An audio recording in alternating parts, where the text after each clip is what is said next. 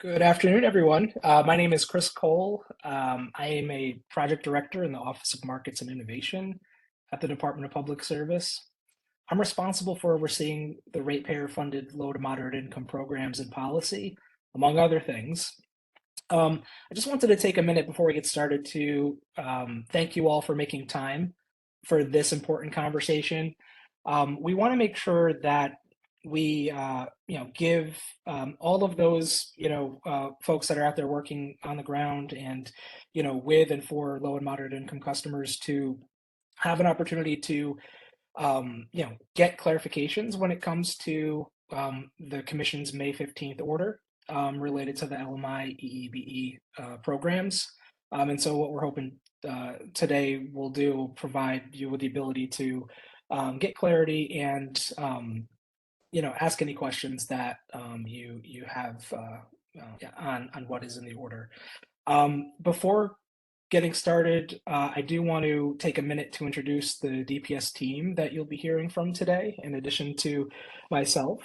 Colin Atkins, Arturo Lua Castillo, Maud Emerson, Tanya Dougal, and Bianca Scrico are all part of the Equity, Communities, and Financing team at DPS, which is the team that is overseeing the LMI programs and policy. Why don't we get started with some housekeeping? Um, so the webinar today is scheduled to run from 2 o'clock until 4:30, right? So, we figured we'd set aside as much time as possible to make sure that we did have time to get into, all the questions that you all might have. When you joined the meeting, you were muted automatically, but you can unmute yourselves. One of the things that I'll just flag though is I ask that everyone stay on mute unless you're speaking. And so we'll talk about the protocol to indicate that you have a question in a minute. The chat function on WebEx, it is enabled for this conversation, but the staff team is not actively monitoring the chat. Please use the question and answer feature or raise your hand to ask a question. And DPS staff will follow up on any unanswered questions in the Q&A if we don't get to them after today's webinar. As you heard when we first started, we are recording today's webinar. The recording, the slides, the questions and answers will be posted to the DMM, the Document Matter Management System, and we'll talk a little bit more later about how to access the DMM if you currently don't have access. And they'll be filed under case number 25M0249. Which we'll also talk about a little bit more later when it comes to some of the regulatory updates that this May 15th order has advanced. Maybe it goes without saying, we have a lot of attendees for today's webinar. We did, ask for folks to, share any questions that they might have in advance of today's webinar, so we could try to orient the content towards, what people are interested in. We did get a few questions prior to the webinar today, a few very recently that we obviously aren't able to incorporate into the slides, but we'll do our best to answer those questions during the conversation today. The other thing I'll say is there is just a lot of content, right, when it comes to what is in the May 15th order. And so, as I mentioned, we tried to structure this this presentation and discussion to really focus on the programmatic elements related to the design and implementation of programs in the 2026 through 2030 timeframe. But we're happy to entertain any additional questions that folks have. Let's go to the next slide, please. So our title slide, next slide. So in terms of the the agenda for today. What we're proposing to do is start with just a brief discussion on what we hope to achieve through this presentation and this discussion. We want to talk about the background and the order directing proposals, which the May 15th order is in response to. We want to speak to the 2026 through 2030 low and moderate income energy efficiency and building electrification portfolio, the budget, administration and oversight, program areas and considerations. There are a lot of cross portfolio activities in the sense that there was a companion order to the LMI order, which many of you are aware of, the non-LMI order. And so there are a number of initiatives that are relevant to both the LMI and the non-LMI programs that we want to speak to. We'll talk a bit about the strategic framework that the order advanced. We'll cover additional regulatory matters that were advanced through the order. And then we'll talk about what's upcoming and next steps. Next slide, please.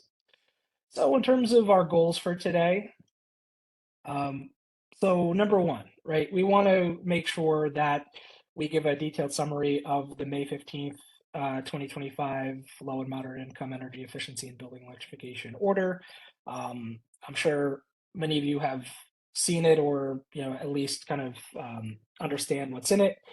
But this will be our opportunity to do a deeper dive. We want to provide an opportunity for attendees to ask any clarifying questions that you have on the order.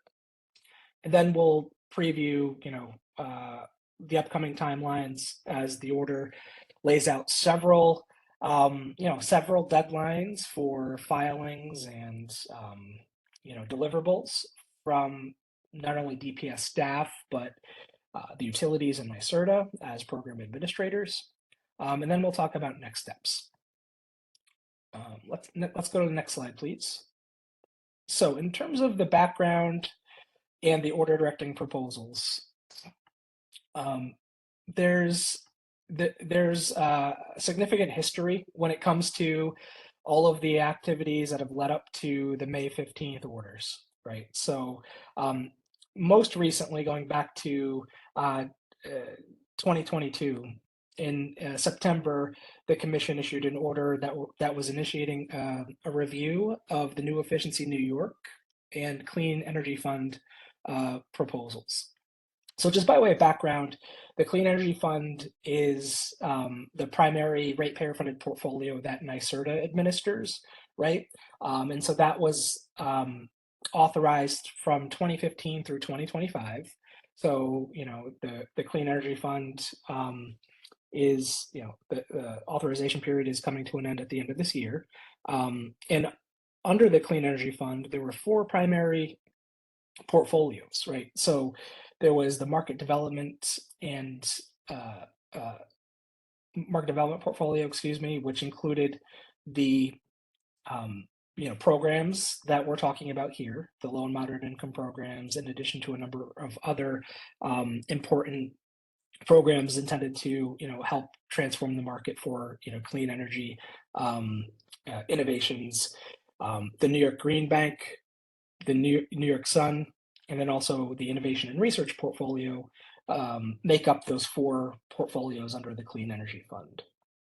As a side note, the New York Green Bank, New York Sun, and innovation and research are all separately going forward with reviews, and commission action will be taken on each of those portfolios. New Efficiency New York is the portfolio of ratepayer funds that were approved for programming by the utilities to increase adoption of energy efficiency. And those programs, again, were authorized through 2025. And so the important thing to flag here is the LMI and the non-LMI EEBE orders will essentially be, kind of the next iteration of the New Efficiency New York and the Clean Energy Fund market development activities, in essence. So once the commission initiated the reviews for the New Efficiency New York and the Clean Energy Fund, there was a series of regulatory processes that started with DPS staff filing a report that laid out an assessment of the progress made under the New Efficiency New York and Clean Energy Fund. There was a stakeholder comment period. There was a July 2023, there was an order that set the parameters for what the 2026 or 2030 LMI and non-LMI EEBE portfolios would look like, and directed the program administrators, in this case, NYSERDA and the utilities, the investor-owned utilities, to file proposals. Those proposals were filed between November of 2023 and January and late January 2024. So there was a series of filings from initial filings to supplemental filings that had some additional information from the utilities and NYSERDA on what they're proposing that these programs look like. Those proposals were put out for public comment shortly thereafter in late January 2024. Many of you attended the technical conference that we had back in February 2024 to review and discuss the proposals from the program administrators. Stakeholder comments were due May of 2024, and then that led us up to the commission order back in May 15th of this year. Next slide, please. So I want to do a bit of a deeper dive into the order directing proposals. So this is the July 2023 order.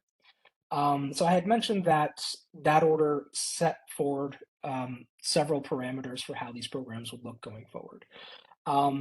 What it did specifically was it established roles amongst the program administrators with respect to both the non-LMI and the LMI portfolios.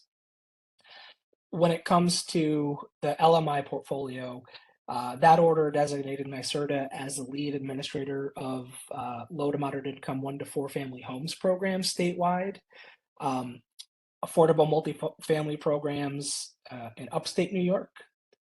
So essentially, in utility territories outside of New York metro area, so Con Edison and the National Grid downstate companies. And then also providing support for affordable new construction activities across the state. The order also directed that NYSERDA, Con Edison, and the National Grid downstate companies, Kedley and Kedney, should collaborate together to administer LMI programs for affordable multifamily buildings in the downstate region, with the utilities being responsible for administering the incentive based programs, and NYSERDA providing technical support to the market in the downstate region. So the idea is that there's going to be close collaboration between those program administrators in that role. This order also established the working budgets for the EEBE portfolios, $1 billion annually across PAs for the 2026 through 2030 time period, with the LMI portfolio allocated 30% of the budget, and the non-LMI portfolio being allocated 70% of the budget. That order also adopted what we're referring to as a strategic framework that would essentially guide the administration of the energy efficiency and building electrification programs and the overall portfolio to ensure that measures that are incentivized and the programs that are incentivizing those measures are aligned with the state's decarbonization and emissions reductions policy objectives. The order, lastly, the order directed DPS staff to look at and assess the form and function of the low and moderate income joint management committee and initiate improvements to increase the effectiveness of the ratepayer-funded LMI programs. And so we'll talk about a little bit more today about kind of all of um, uh, these aspects of the order directing proposals in terms of what it means for today's programs and policy. Next slide, please. So if we take a step back and look at the LMI and non-LMI EEBE orders, we wanted to, kind of flag for you all kind of what generally is kind of included, in each of these portfolios. So for the non-LMI portfolio, which we are not going to spend a significant amount of time on today, our focus is on the LMI portfolio, but we wanted to give you a sense for the level of activity that will be happening in that portfolio. So essentially $3.8 billion that would go to a series of initiatives, including the development of a new market rate residential weatherization program, um, yeah, and continued support for electrification programs through New York Clean Heat, um, focus on commercial and industrial energy efficiency and building electrification, more so than we had focused previously. And then, through NYSERDA, a series of market development, market supporting activities that include workforce development, general awareness and education, um, codes and standards, technical assistance, and also just demonstrations of technologies and solutions that can really be, informing the longer term approach that we're taking when it comes to decarbonizing building stock in the state. With respect to the LMI portfolio, a total of $1.57 billion has been authorized through the May order. This generally falls in a few key programmatic categories. So first, 1 to 4 family weatherization and electrification, affordable multifamily programs with a focus on weatherization and electrification, and then the NYSERDA market development activities, many of which will be aligned with and leveraging the non-LMI programs, workforce development, general awareness and education in particular. The one thing I'll flag here, and I think we'll talk a little bit more about it later today, is um, with respect to workforce development and general awareness and education, um, these initiatives are funded out of both the non-LMI and the LMI portfolio, right? So there'll be both non-LMI and LMI dollars going into these activities, with the expectation that these activities, workforce development, awareness, and education, are really hard to kind of focus on one subsegment of the market. And so a good example of that is under the general awareness and education, listed under the LMI portfolio. We include a number of initiatives that are intended to improve engagement with disadvantaged communities, and with those that are representing disadvantaged communities. So whether that's the regional clean energy hubs, the Energy Equity Collaborative, or the NYSERDA disadvantaged community stakeholder pool, incentive pool. Those should all be funded, from the commission's perspective, by both LMI and non-LMI dollars. And so the way that these programs will ultimately be funded will represent that. Next slide, please. So with respect to the non-LMI order, a couple of other things to highlight here, just to make sure those of you who are interested are aware of these developments, and we can figure out how to loop you into conversations, on these topics if you're interested. So in terms of the non-LMI order, with respect to disadvantaged communities, the order states that the program administrators must ensure that non-LMI programs are also serving disadvantaged communities. So there's a lot of discussion between both orders to really kind of make the point that when we look at disadvantaged communities, we see a host of burdens that need to be addressed, income being one of them. But there are a lot of opportunities for non-LMI programs to, help reduce, fossil fuel combustion, for instance, within disadvantaged communities. So we want to make it clear that through our non-LMI programs, we want to see more specialized program offerings or enhanced incentives that could go to achieve emissions reductions within disadvantaged communities. Um, Regional weatherization for residential customers. So the order directs the utilities to develop a non-LMI upstate and downstate regional residential weatherization initiatives. So one upstate, one downstate.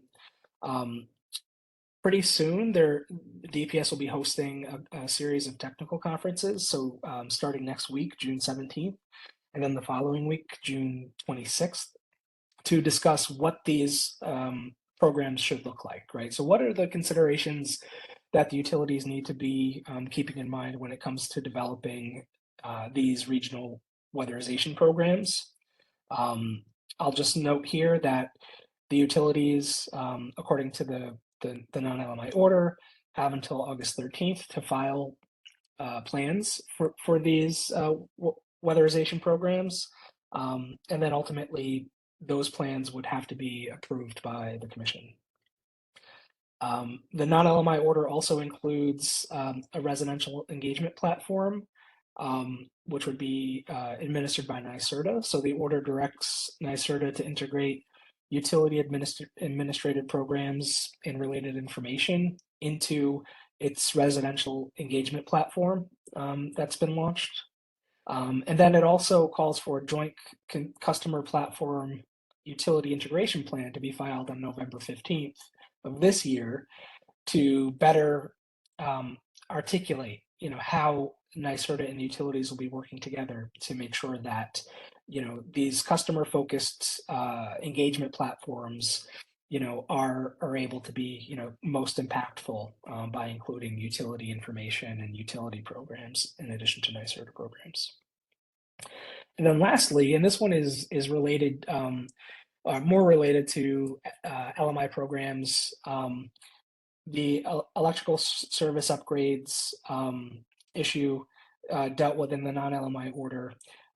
That order directs DPS staff to develop and file a report and analysis on panel upgrades and electric service upgrades necessary to support electrification in homes in multifamily buildings. And so we expect that this would cover both non-LMI and LMI opportunities.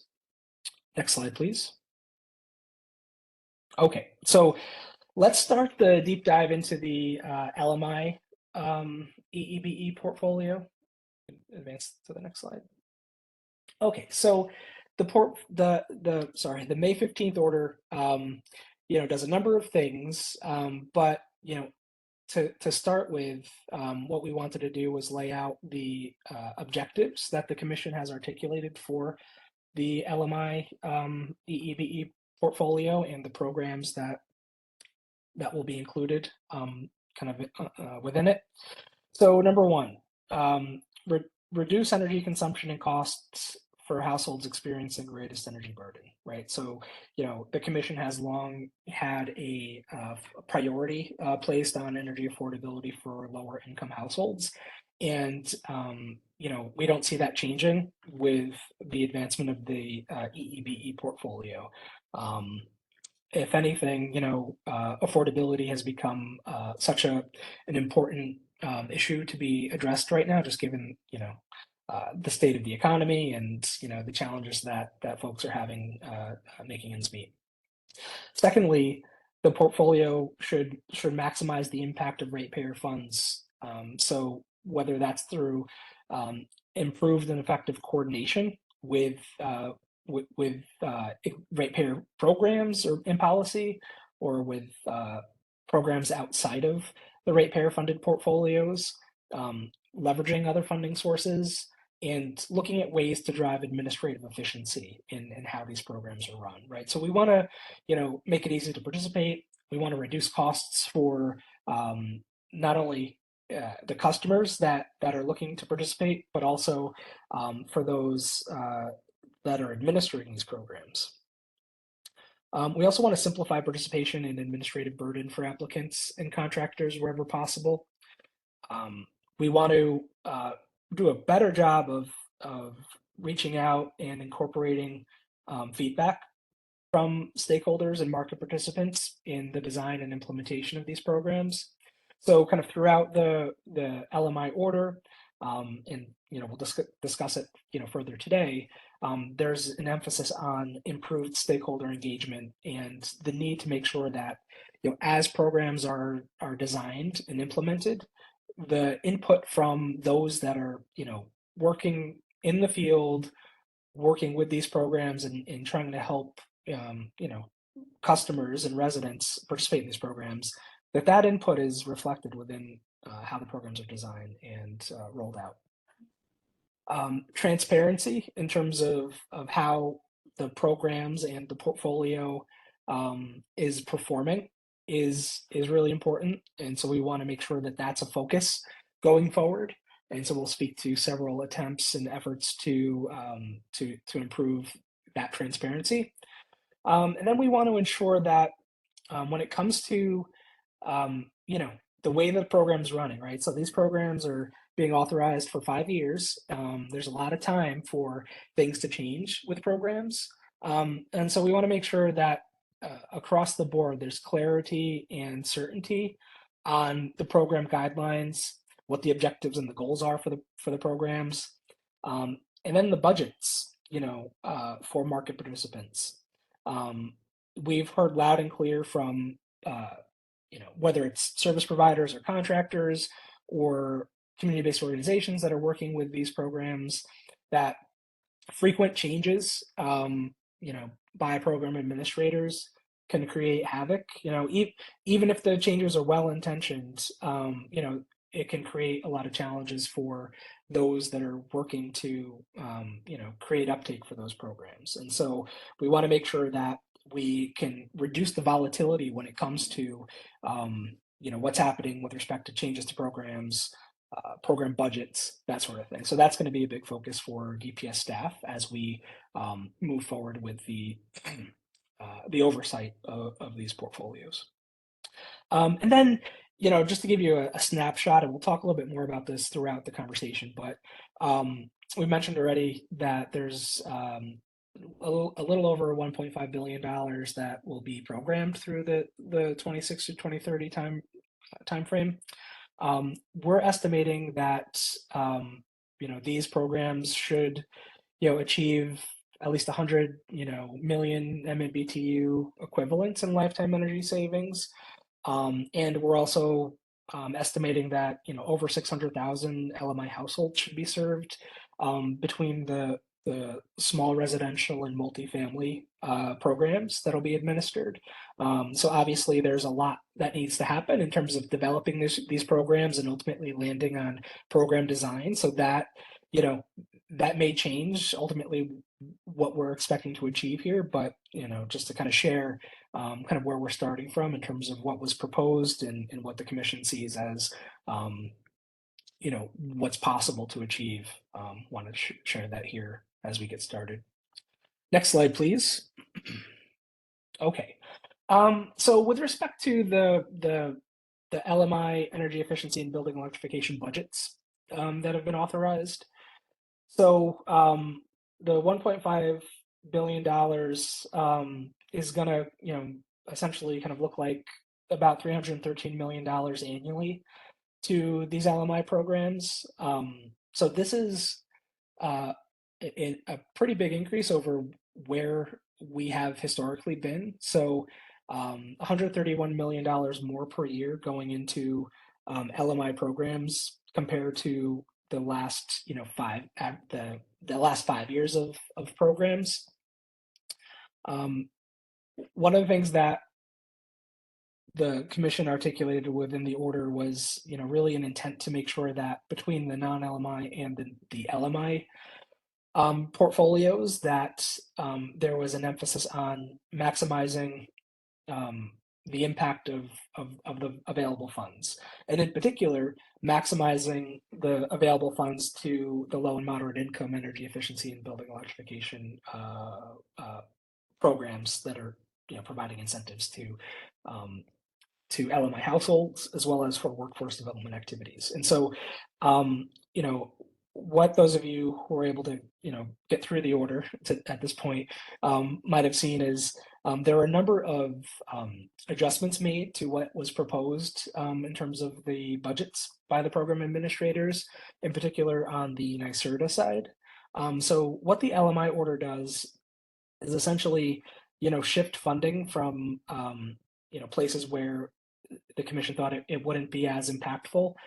So in this case, administrative costs for NYSERDA, as well as general awareness funding to free up about $97 million to go back into the programs that are providing incentives for LMI households, so namely Empower Plus and the to be developed affordable multifamily program by NYSERDA.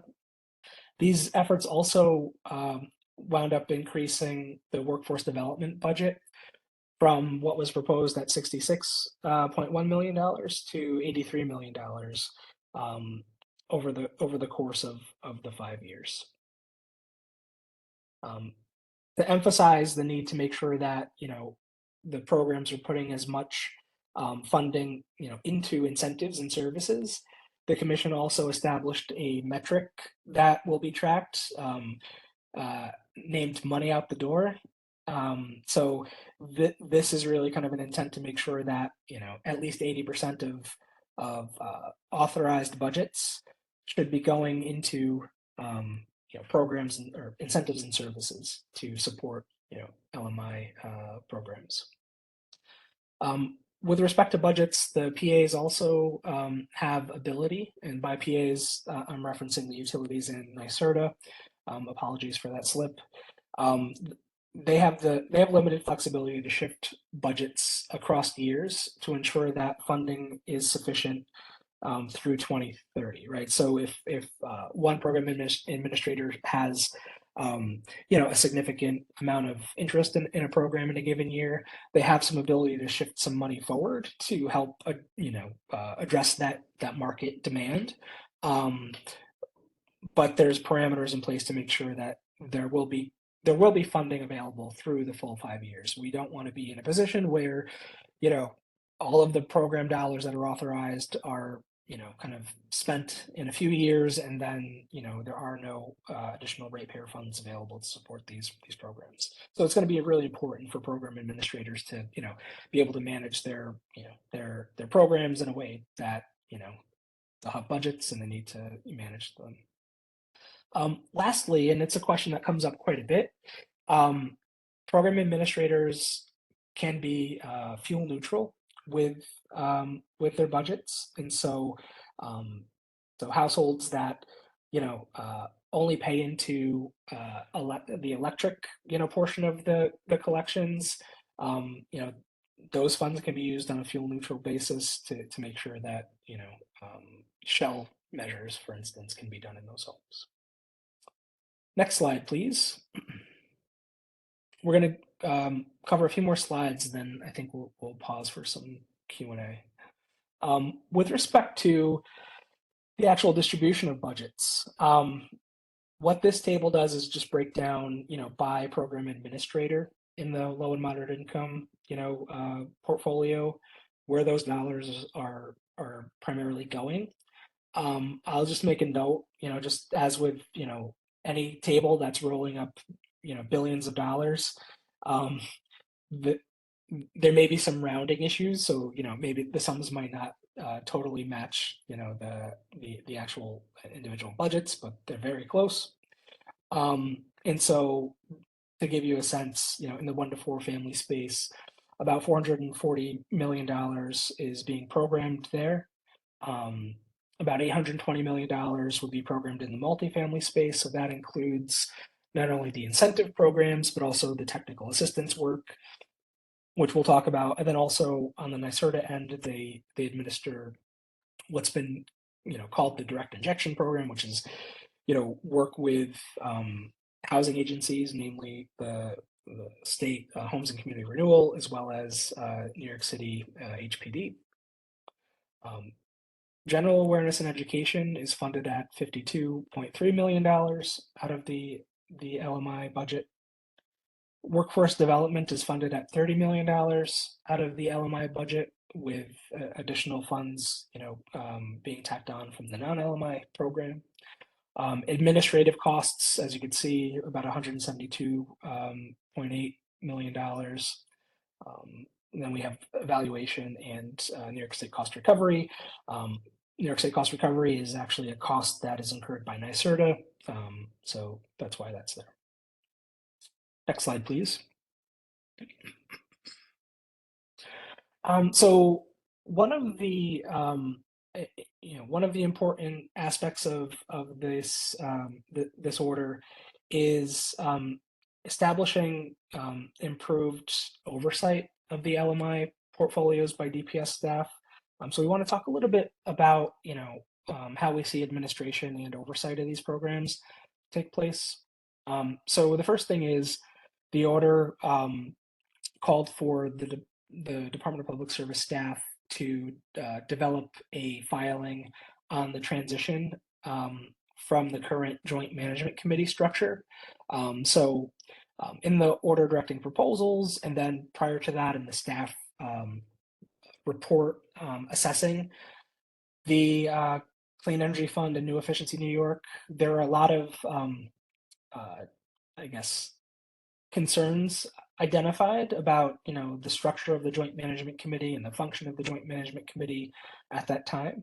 And so going forward, what staff is directed to do is to figure out a better way to address the role and the function of the Joint Management Committee, so that way the administrative structure better aligns with the roles that the utilities in NYSERDA will have in the 2026 or 2030 time period. So we'll talk a little bit more about that later today. DPS staff are required to document the transition in the JMC in a filing that is due at the end of this month. So June 29th is when that'll be filed.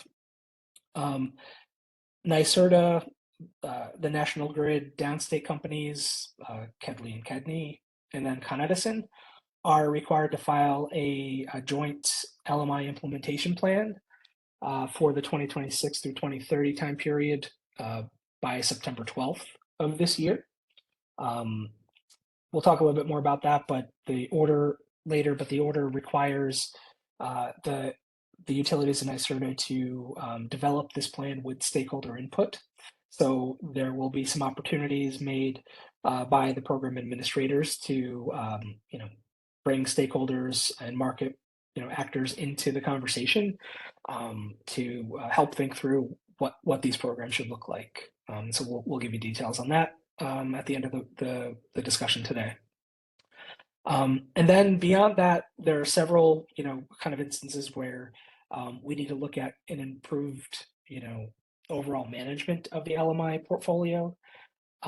So the order calls for DPS staff to develop a performance management framework, which would essentially kind of outline the ways in which we would look to improve the oversight of these important programs through the development of key performance indicators and enhanced reporting to provide better transparency into the trends and the developments that are happening within these programs. And so that filing is due in the middle of July of this year, and that is also something that DPS staff will be seeking input from stakeholders on. And so we'll talk a little bit more at the end of today about what we're thinking in terms of next steps there.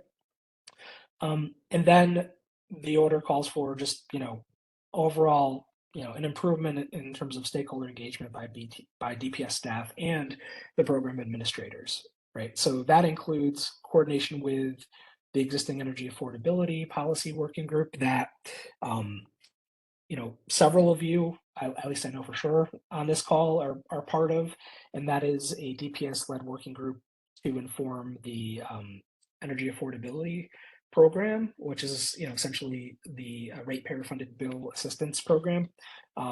Given the inherent linkages between low income and LMI policy and programs directed at energy efficiency and building electrification and bill assistance, we're kind of acknowledging the need to bring those conversations together wherever it makes sense. So that way we're not creating multiple forums for stakeholders to have to pay attention to, but then we could also make sure that we have more holistic conversations, right, on the direction of programs and policy. Next slide, please.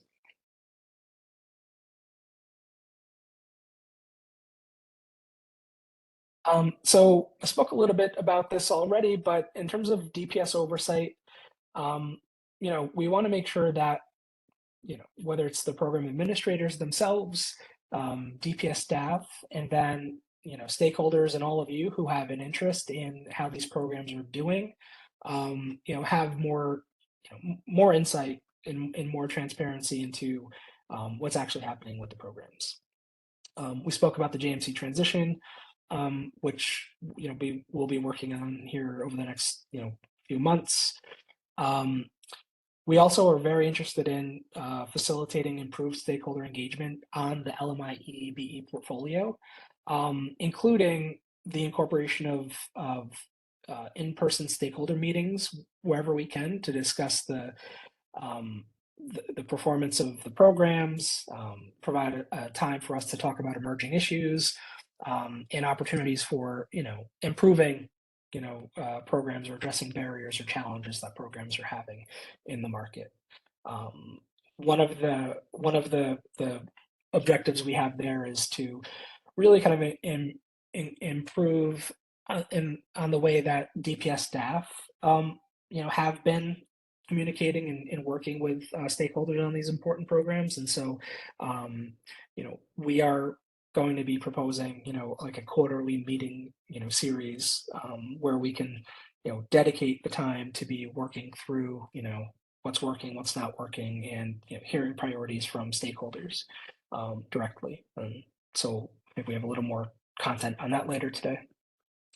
And then when it comes to disadvantaged communities, so a really big priority for for all of us right here at DPS and all of you on this call, I know, um, we want to improve how we're leveraging and coordinating with organizations that are serving and otherwise representing disadvantaged communities and residents of those communities.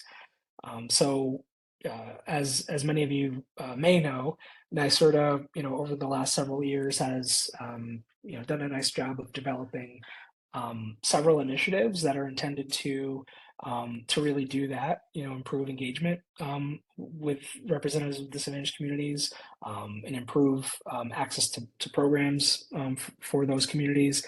So whether that's the regional clean energy hubs, the Energy Equity Collaborative, or maybe some future initiatives, DPS wants to ensure that DPS staff as well as the utilities are taking advantage of the opportunity to kind of work with NYSERDA on these key initiatives. Next slide, please. Okay, performance management. We talked a little bit about the performance management framework earlier. Um, DPS staff being ordered to establish this framework, and essentially what the order outlines as requirements are the need to identify key performance indicators for the LMI programs that can be used to measure progress. Staff are currently assessing the current reporting structure and we're considering what enhancements could be made to improve the granularity and frequency of reporting and plans for enhanced stakeholder engagement by both DPS and the PAs. Let me pause. We might have a couple of questions here.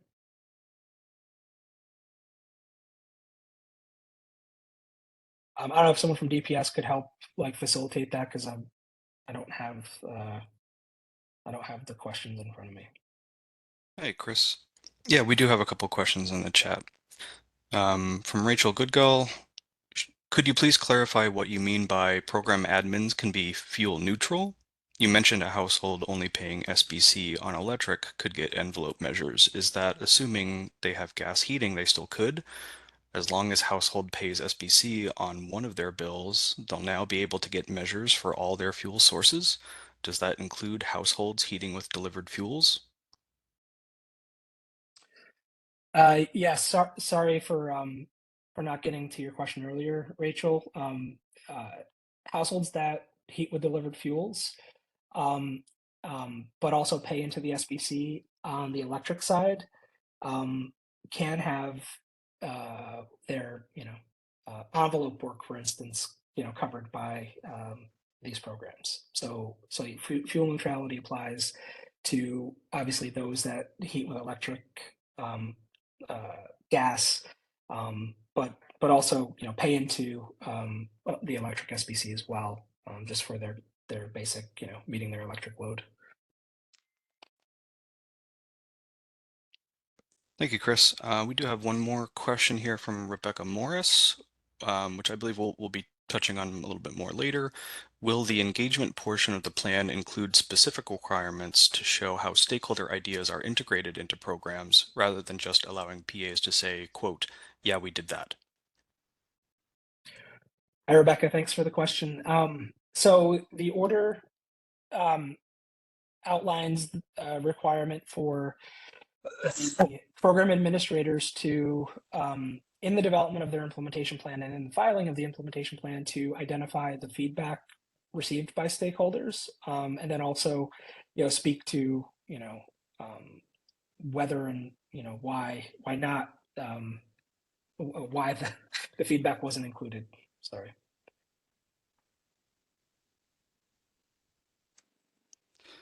Thanks, Chris. I believe we have answered all of the other Q&A questions. Just a reminder to folks, if you have a question, please pose that in the Q&A feature. You don't need to assign it. You can just leave it, and one of the team who's monitoring that can respond. Or you can raise your hand if you'd like to ask your question verbally. Thanks, Colin.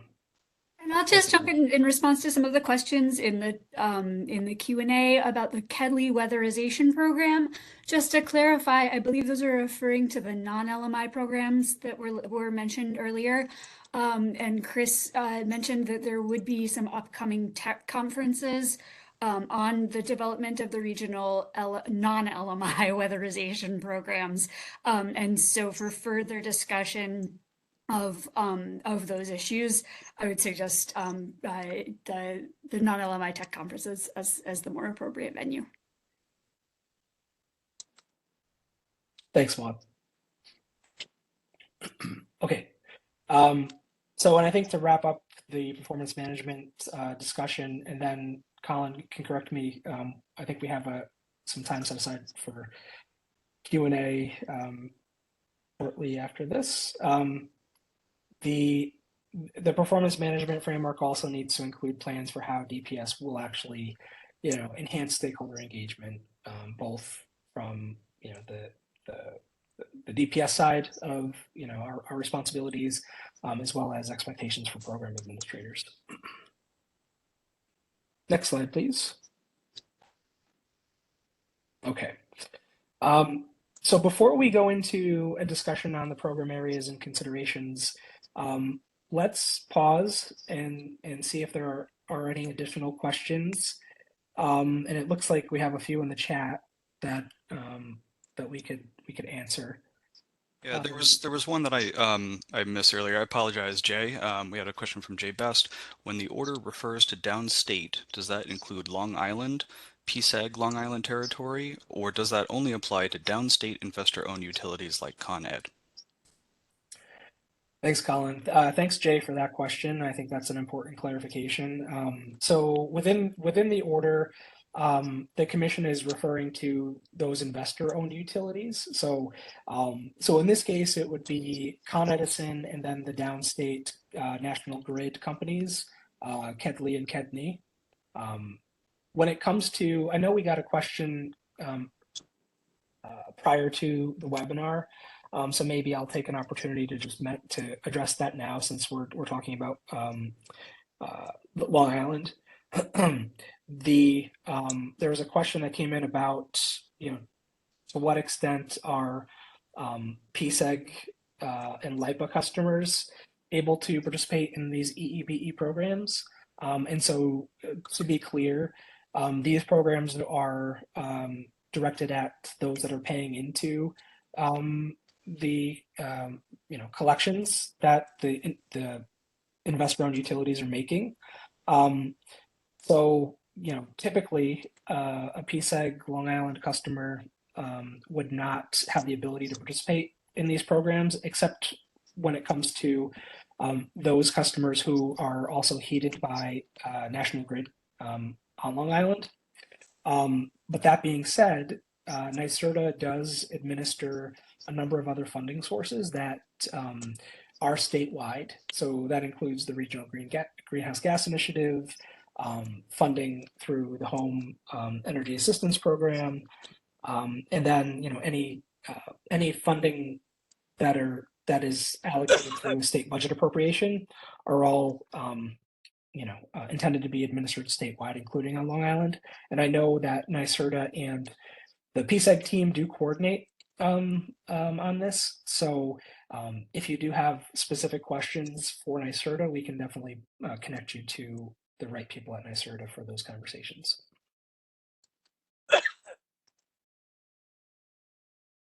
Thanks, Chris. And one more question in the Q&A. Will there be funding for municipal utility customers as well? So these programs are open to those customers of investor-owned utilities. There was, I want to say, in the same session, May 15th, there was an order that approved an increase in collections and funding for municipal utility programs as well. That is something that we could follow up on separately and make sure you have the information that you need there. The other thing I'll say with respect to municipal utilities and their customers, this is also a case where the fact that NYSERDA does have some funding that's available statewide to leverage, that's an important kind of flag here, and we can also make sure if you're not in contact with NYSERDA, we can make sure that you get in contact with the right people there.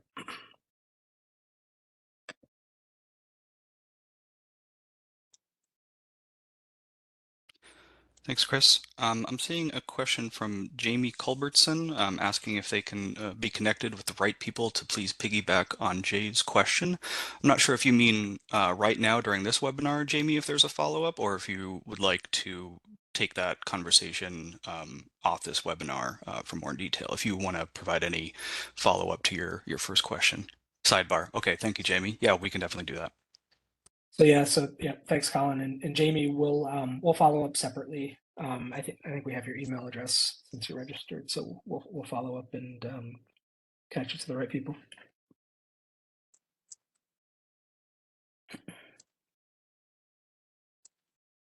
Okay. Any additional comments or questions at this point?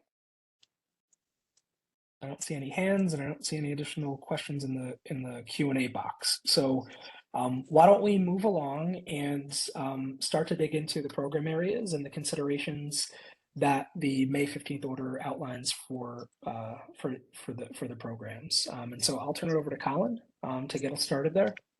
Colin, the floor is yours.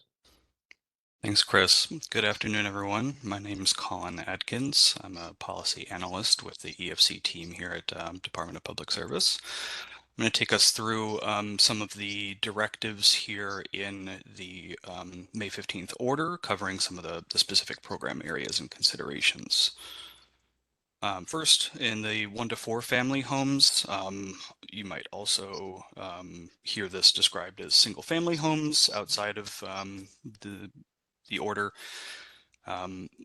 The order does, as we mentioned previously, redefine some administrative and oversight responsibilities for the 2026 to 2030 portfolio. So NYSERDA will be administering the Empower Plus program as the primary energy efficiency and building electrification program for the low to moderate income 1 to 4 family homes segment. This includes no cost home energy assessments, no cost direct install components, and the comprehensive track, which you might all be familiar with, comes with both a full subsidy for low income or up to 50% subsidy for moderate income. The incentive structure will be addressed in the implementation plan and subject to DPS staff approval. And NYSERDA was also directed to assess program participation by region and specify how it will improve uptake in underserved regions. Lastly, NYSERDA was also directed to coordinate with the Long Island Power Authority to align the program offerings and ensure that Long Island low to moderate income customers have equitable access to the energy efficiency and building electrification programs. Next up, there was some discussion in the order about customer referrals. Specifically, NYSERDA and the utilities were instructed to focus on improving the overall customer referral process by prioritizing low-income customers with the highest energy consumption. And NYSERDA and the utilities are to jointly file a low to moderate income customer referral plan by July 14th. In that plan, NYSERDA and the utilities are to specify utility customer information that is to be shared with NYSERDA in accordance with the DPS data access framework, details steps to increase the conversion of referrals to program enrollments, and to make 3% of the Empower Plus and Upstate multifamily program budgets available to utilities for customer referral and coordination activities. However, the allocation by utility will be determined after filing that customer referral plan in order to leave some flexibility. Next, there was some directives specific to affordable multifamily. Con Edison and the National Grid territories are to continue administering affordable multifamily energy efficiency program in their service territories, while NYSERDA is to administer the Upstate Affordable Multifamily Program, including the direct injection program and providing incentives and assistance to HPD and HCR. NYSERDA is also to administer the technical assistance offerings for affordable multifamily building owners.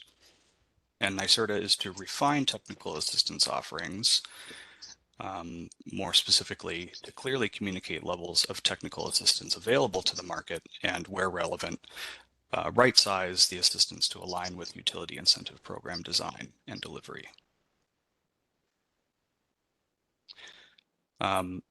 If you looked closely at the order, you'll notice there's not a lengthy discussion of affordable new construction, but there is still some specific directives in here in order to help meet shifts in the high performance building code. There will be some shifts in building design, development, and construction practices. So NYSERDA was directed to transition support for affordable new construction activities from the provision of direct incentives to offering technical assistance for developers, builders, the design community, and housing agencies. The Commission did receive a substantial number of comments on the topic of electrifying low to moderate income homes and affordable housing, with a really wide array of perspectives. And the Commission did provide some extra explanation around some of these challenges that were identified through those comments. pertaining to scaling electrification in the low to moderate income segment is really being challenged by a lot of factors, from installation costs to operating cost concerns to some lingering knowledge gaps and limitations on available data, and all of the varying housing typologies that we see across New York State. We do want to mention here, although it didn't come through the May 15th order, the order authorizing energy affordability guarantee pilot in 14M0565 is intended to help fill some of those knowledge and data gaps. So we do want to mention that here as a very complementary program. And thanks. We're getting a little bit of background noise. If we could just remind folks to stay on mute until they have a question or want to raise hand. Appreciate that. Next, to try to bring together a lot of the comments and perspectives that stakeholders brought to the discussion, the Commission order did outline some guiding principles for the low to moderate income electrification programs. And these could be broadly categorized into four categories. The first being prioritizing the weatherization and energy efficiency, focusing on energy affordability, targeting the conversion of delivered fuels customers, and aligning programs and policies to enable affordable electrification. So some examples to the last one include aligning bill assistance, landlord and tenant cost shifts, sub-metering policies, and other programs that could all sort of be braided and combined to help mitigate energy burden. And lastly, the May 15th order did allocate that 15% of the low to moderate income energy efficiency and building electrification program budgets could be allocated to support LMI electrification.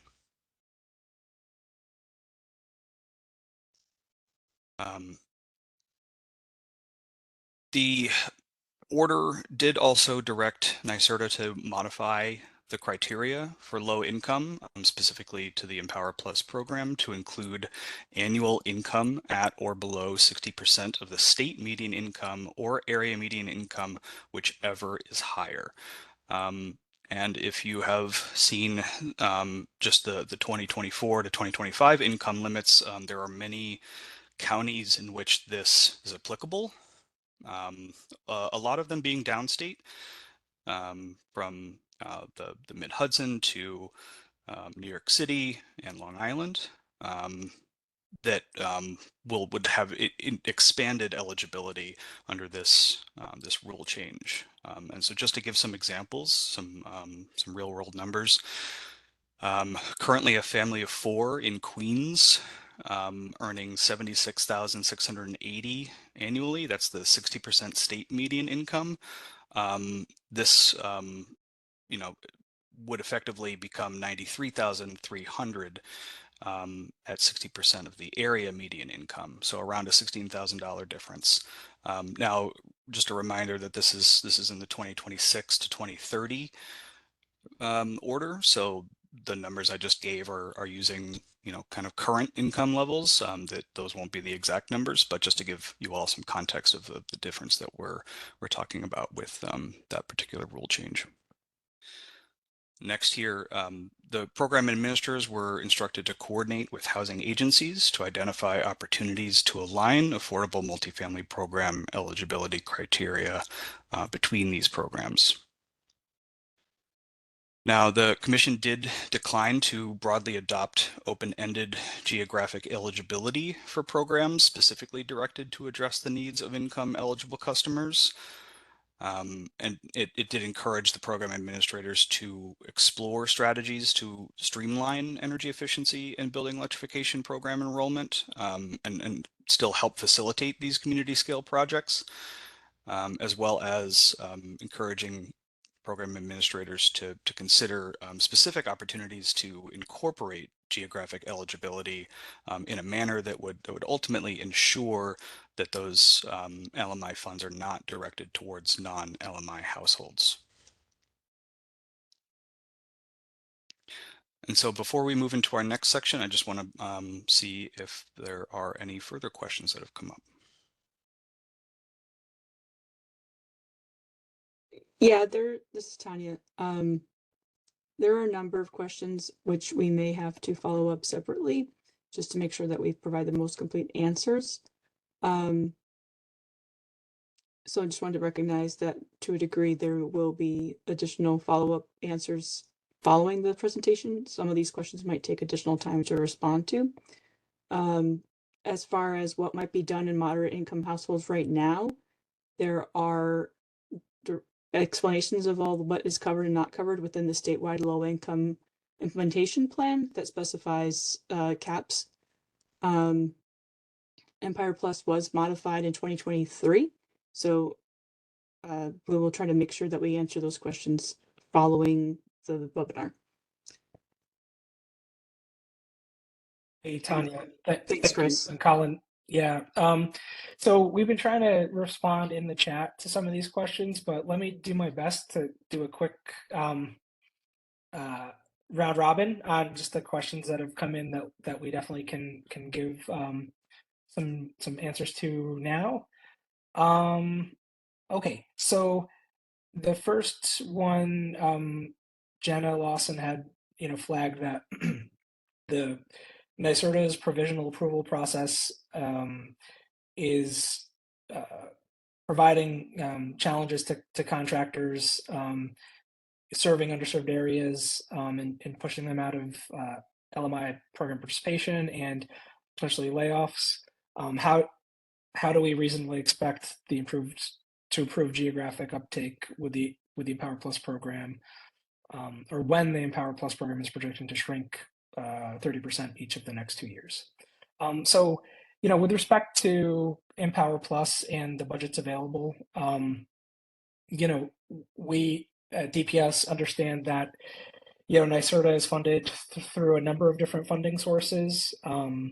We right now are focused on the 2026 through 2030 timeframe, and there is in fact increased budgets going into Empower Plus compared to kind of previous years. And the commission has made it a priority that if there are ratepayers that are paying into the program, no matter where they are in the state, they should have access to the program. And currently, what we're seeing is program participation really being dominated by a certain few parts of the state. So that's an important area to improve upon. That's not to say, Jenna, to your, I think the biggest concern in your comment and question is, the fact that, there are, budget, shortfalls. I guess it looks like with other funding sources that NYSERDA administers, and contractors are having a difficult, time dealing with that. That is an issue that we're going to have to, talk with NYSERDA more about and just better understand kind of, what all of the issues are. But that's something that, we will do, as DPS staff, we will do what we can to, have those conversations and, try to figure out if there's a solution here that we could, help to support. There were also a couple of comments, like Tanya said, about the moderate income incentive being 50%. So, it was changed a while ago to $5,000. Why are we going back to that? So the thing I'll say about the moderate income incentive levels is that, the commission approved what was proposed by NYSERDA in terms of the 50%, incentive up to a certain cap amount, with the expectation that kind of the details on the incentive levels be worked out in the development of the implementation plan. So, what I would say is when it's time to, work with NYSERDA to develop, what the incentive structure is for these programs in the 26 to 2030 timeframe, we can get into, the incentive structure and the incentive level, and try to reconcile, the different changes that have been made over the last few years. And then lastly, a couple of comments on the 15% of the overall budgets that would support electrification. Um, so a couple of questions there. What does that mean? Support electrification, and then also, does that represent an increase or a decrease over current budgets? So that 15% is intended to incentivize heat pump adoption, and it is an increase over the current ratepayer budget allocation to LMI electrification. So hopefully that's helpful, folks.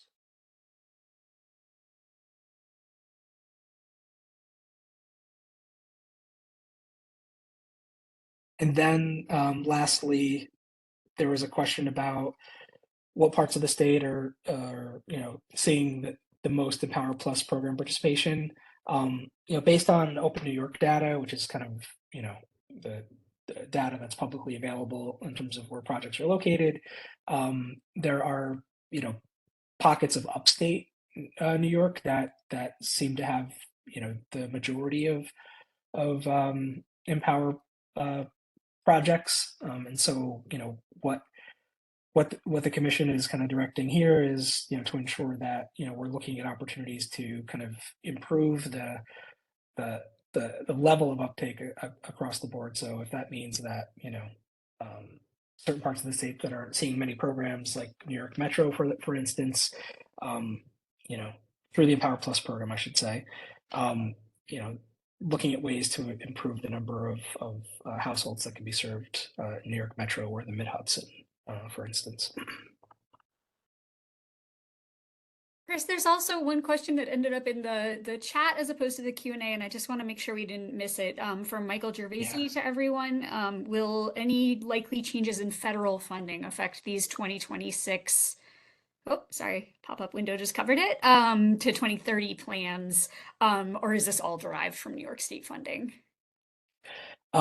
Yeah, thanks for that question, Michael. So, um, to be clear, these budget allocations are strictly from ratepayer collections. So, every person who is paying an electric or gas bill with an investor-owned utility is paying into these programs, and so they are insulated from changes happening at the federal level, or even other state funding sources, right? So these program budgets are locked in, and we expect them to be continually available through 2030, at which time the commission would have to take an action to reauthorize.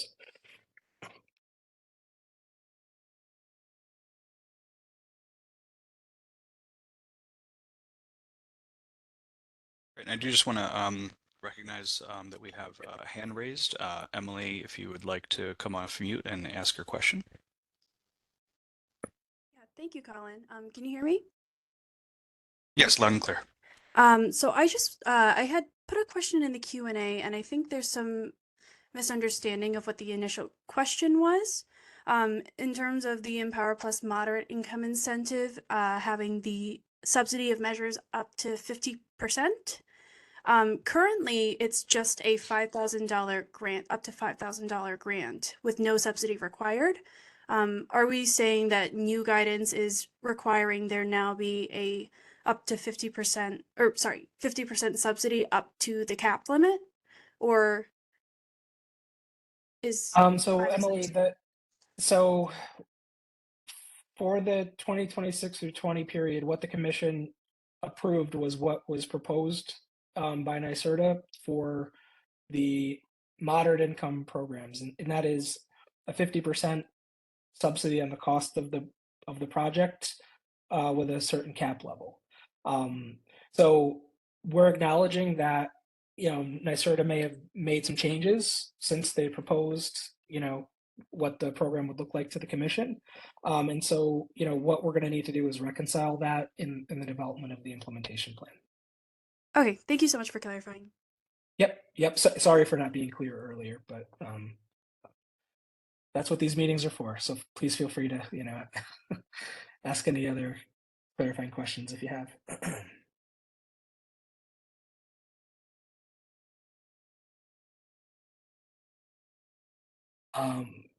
Jamie just dropped a question in in the Q&A. As a Long Island contractor, do we face any changes as of today's current incentives?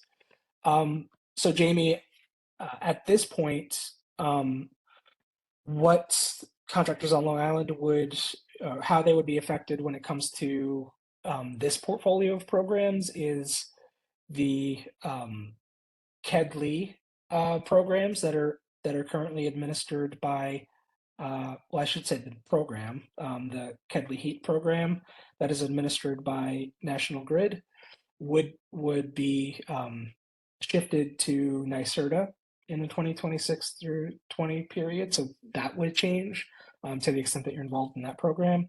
But beyond that, there shouldn't be any other changes to how you're kind of working with like ratepayer funded programs. But somebody can correct me if I'm just not, thinking of something that's important.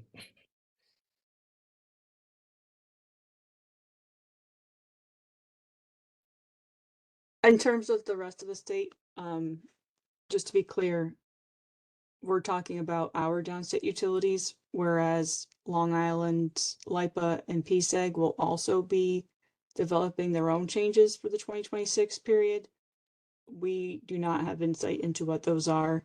For reference, on July 1st, PSEG Long Island will make a filing to DMM that identifies what their proposal is for 2026, but as of this moment, we do not have that as either, if that helps. Thanks, Tanya. So that's a really important flag that through their Utility 2.0 filing, PSEG will be releasing new details on their programs going forward over the next couple of months. So there was a question from Jenna about the LMI, the non-LMI sector, and the fact that it doesn't have the need for or the demand that the LMI sector does, and whether, if and when the non-LMI portfolio can't spend their $700 million, can that money be reallocated to LMI programs? So I would just say on the non-LMI program side, those dollars are supporting everything from residential market rate customers to small business to commercial and industrial customers, as well as multifamily buildings. And so so there is a much broader kind of customer kind of base that those programs need to be targeting. At this point, it's way too early for us to say what can and can't happen when it comes to budget reallocations. I will say in the past, we have the commission and DPS staff have set the ability for program administrators to transfer money out of from their non-LMI to their LMI programs. If as long as they could hit their non-LMI targets. So as DPS staff develop guidance for the administration of these programs, and as it becomes clear what the possibilities are in the market over time, then I think that's when we would be able to better answer that question. So unfortunately, not a definite answer for you there.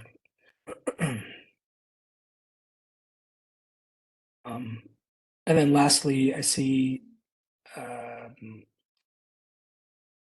Erica just had a question about that we went backwards, and I guess I'm not completely clear what you mean, Erica, there, but we can certainly talk about that offline if you'd like.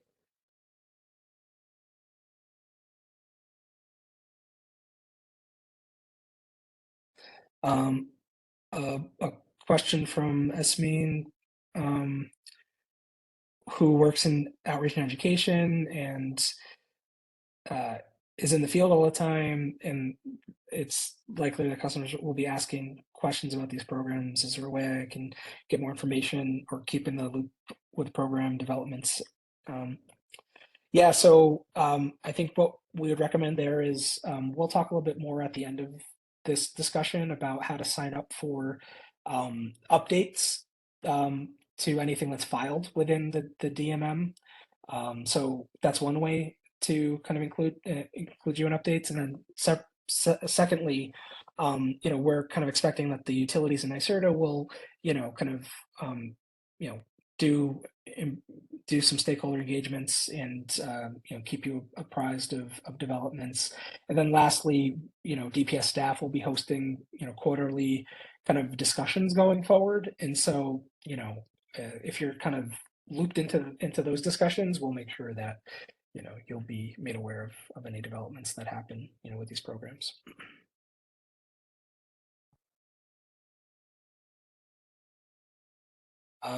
Let's maybe go for a couple of more minutes, and we can go back to the content.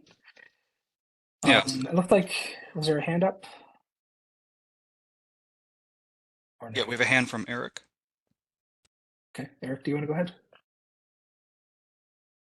I just want to quickly return to the budget allocation question. I know you responded by essentially saying that, too early to tell, but as you noted, there have been transfers across program portfolios based, but also other proceedings. And I guess I'm just trying to clarify or maybe suggest that we could be more declarative about the prospect and precedent there, and then suggest that, or maybe ask if what you mean by in your deference is that the implementation plans will be used by the staff and the commission to further clarify the ability to make that kind of shift that was being suggested. And then I have a follow-up question that's different. Yeah, thanks, Eric. So I guess I can't be more direct at this point, right? So we can't, the department staff can't speak for the commission in terms of, what they will authorize in terms of, budget allocations. And, I did cite, previous examples of where that's been possible, but, it's premature for us to give an answer, on that because, we don't have programs designed yet. We don't have, activity, in the market on these programs. And so, I'm just afraid I can't give an answer to, a hypothetical of if program A doesn't spend the money, is it going to go into program B? So, but that's, I expect that that'll be a question that continually comes up. So we'll, continue to keep an eye on it. And if we can give you more certainty in the future, we will.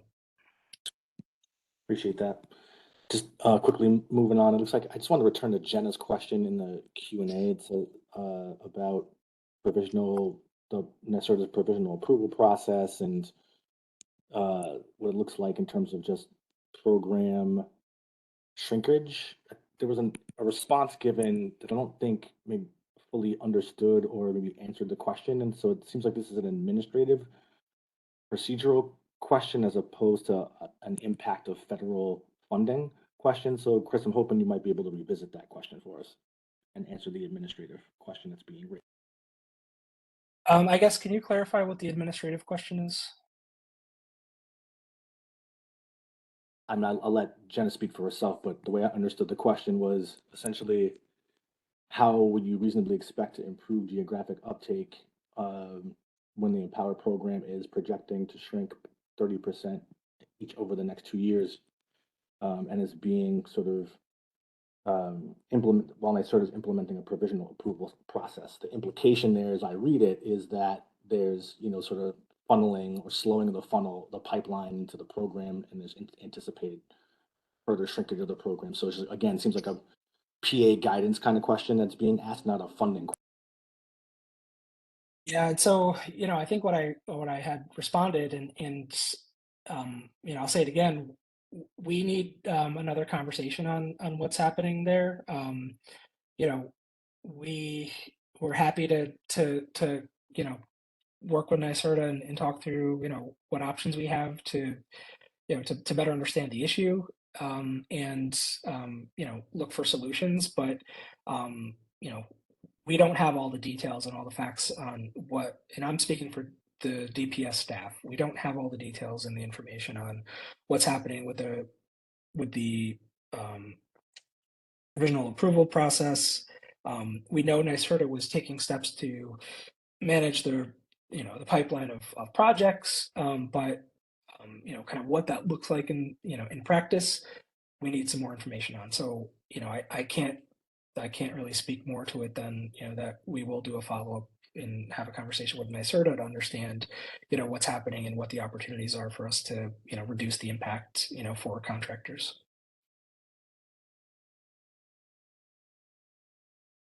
Chris, just Okay. noting the time, and we're right about the halfway mark. I wonder if we might want to keep the presentation going, and we can always come back to some of the questions in the Q&A when we reach the open QA at the end as well. That sounds right, Colin. Yep. Okay. Let's keep the conversation moving, and then we'll follow up with those of you who have questions in the chat Yeah. afterwards. Thank you, everyone, for your questions. I'll turn it over now to Arturo, whenever you're ready. Good afternoon, everyone. I'm here to talk about some of the cross-portfolio activities, things that are included in both non-LMI and LMI. We can go into the next slide, please. So one of the major topics to first discuss is the disadvantaged communities. So this order emphasizes that that DAC engagement proposals shouldn't be understood as the same as LMI or primarily serving LMI customers. We have LMI households, obviously, that are in DACs, but DACs also include non-LMI households. And although the Climate Justice Working Group included low-income households in the disadvantaged community criteria, for the purposes of accounting of clean energy and energy-efficient investments, we will also be reinforcing that PAs have to focus on reaching their collective goal of at least 40% of annual EEBE program investments within geographic disadvantaged communities. So looking at specifically those census tracts designated as disadvantaged communities. It's also the Commission's position that the responsibility to invest in EEBE and clean energy solutions not fall primarily in the LMI portfolio. In addition, this order directs staff to work with PAs to monitor DAC reporting over time and address instances of underinvestment. That's really important, and it will become part of our performance management framework as well, trying to integrate the DAC considerations into how we look at program performance. Next slide, please. Along with disadvantaged communities, their engagement, it's an opportunity for us to begin to leverage some of the infrastructure that we've created with CBOs and with the broader public. Primarily, the Commission directs PAs to consult with the clean energy hubs and engage with stakeholders, trying to identify their needs, their specific needs to DACs. And this is also reflected in the non-LMI order as well, as they both have that focus of targeting investments towards DACs. The Commission expects the utilities to collaborate with the regional clean energy hubs to increase access to utility administered programs, and it also directs staff to consider how to leverage the Energy Equity Collaborative and DAC stakeholder services pool. So really expanding the web out beyond the hubs and into other forms of infrastructure that we have for communicating with the broader public and other CBOs. Next slide, please. In terms of general awareness and education, the order directs NYSERDA to refine its approach to general customer awareness initiatives, primarily by synchronizing marketing efforts to drive participation levels, and specifically focusing more on areas of deficiencies in general awareness and education, as opposed to broader and far-reaching initiatives. We're looking to really get to the places where we can have a ground impact and where that's needed. To support that, as well as the joint customer platform utility integration plan. And this will not only include both non-LMI and LMI portfolio needs, it'll open the possibility for people to have one centralized place across the EEBE portfolio and streamline access to all our programs and offerings. With that, I will pass the torch on to Maud to talk about workforce development. Hi, thanks, Arturo. And we'll pause for questions, I think, briefly right after this slide. Workforce development, the orders authorize funding for NYSERDA workforce development programming. They emphasize the importance of this work for building the workforce that's required to accomplish the scale of the energy efficiency and building electrification work that's necessary to achieve the Commission's goals that's called for by the orders. The orders emphasize that in these training programs, there will be prioritization of opportunities for LMI workers and disadvantaged community residents. And the Commission in the orders encourages NYSERDA to align the training curricula and program designs with energy efficiency and electrification contractor needs and create a pipeline of trainees that can be hired by contractors participating in NYSERDA and utility programs. So sort of strengthening the connection between the workforce development and programming and the pipeline into the community of workers that will be implementing the requirements of the orders and the work called for by the orders. In NYSERDA's initial proposal, the workforce development funding had been sort of shifted a little more heavily toward the LMI budgets. In the orders, that funding is distributed more equally between the non-LMI and LMI budgets. These are cross-portfolio activities that serve both the LMI and non-LMI market segments. And the orders direct NYSERDA to realign the outcomes such that the benefits to disadvantaged communities that they're counting coming from these programs result from both non-LMI and LMI portfolio spending. That's one of the through lines you've just heard about in these orders, is an emphasis on this idea that benefits to disadvantaged communities can not only flow from LMI dollars, but also need to be, the non-LMI spending needs to bear some responsibility for serving disadvantaged communities. NYSERDA is going to file a single energy efficiency and building electrification workforce development implementation plan by August 13th of this year. And the orders direct NYSERDA in consultation with staff and stakeholders to conduct a sort of more comprehensive assessment of New York State's EEBE workforce needs and opportunities.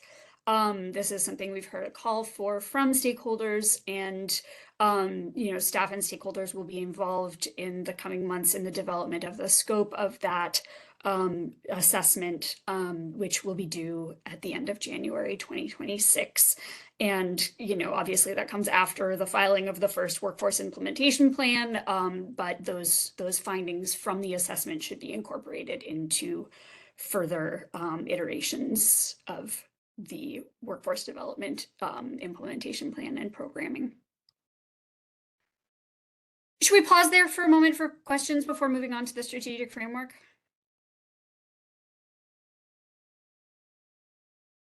Yeah, I think we have a little break right in here. I don't see any hands, but please, the rest of you who are monitoring, let me know if I'm missing any. Some hands coming up now. Right before that, there was a question, I think, relevant to this section, speaking to another earlier point about municipal customers. Some DACs are also munis, so this creates a disconnect in serving DACs and meeting the 40% goal. We have another question. Do you believe that there is a danger of increasing gentrification and displacement by allowing program administrators to count market rate customers in DACs within the Climate Act goal of 40%?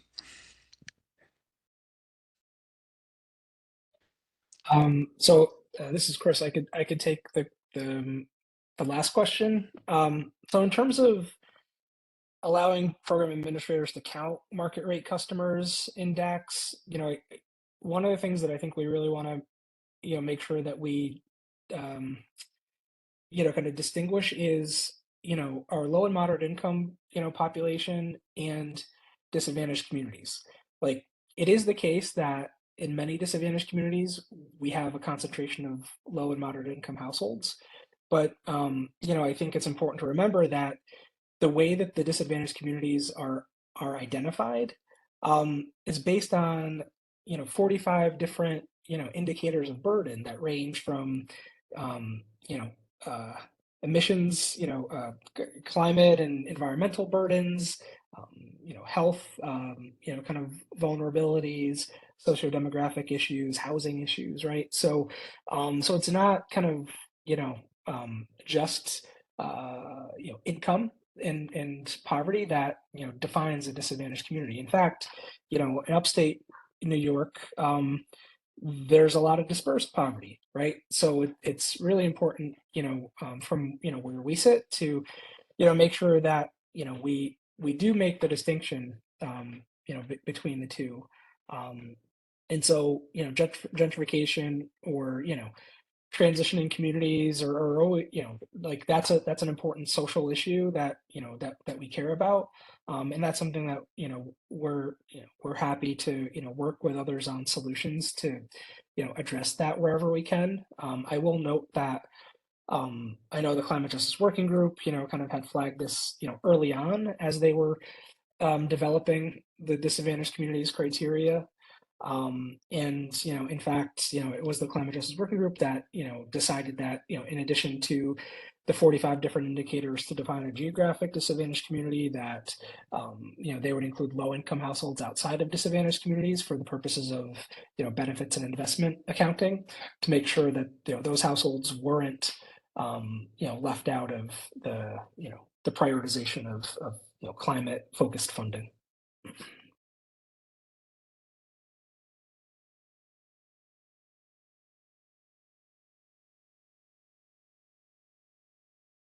Um, Hopefully that that answered your question, Daniel. Martha has a question here about um, whether there's an evaluation of the process of utilities identifying high priority clients and referring them to NYSERDA, as well as enrolling them in utility programs. So in terms of the the referral process, this is something that the order requires the utilities and NYSERDA to kind of work together on and file a customer referral plan. So kind of within that, we would expect to kind of speak to how a customer is identified as high priority, and how they would be referred into programs.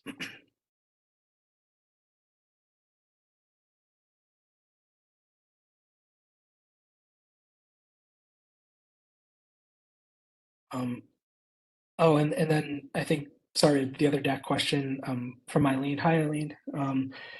The fact that, and this is when Colin kind of raised that some DACs are also in munis, creating a disconnect in serving DACs and meeting the 40% goal. So that's true. The challenge is, as we're speaking about, what the commission oversees, and that's the deployment of ratepayer funding. That is our focus. The state has, additional, kind of ways of looking at statewide spending and accounting of, investments within disadvantaged communities. And so, that's where we'd expect, as a state, the, the accounting of 40%, benefits of disadvantaged communities would be addressed, and that should include municipalities as well.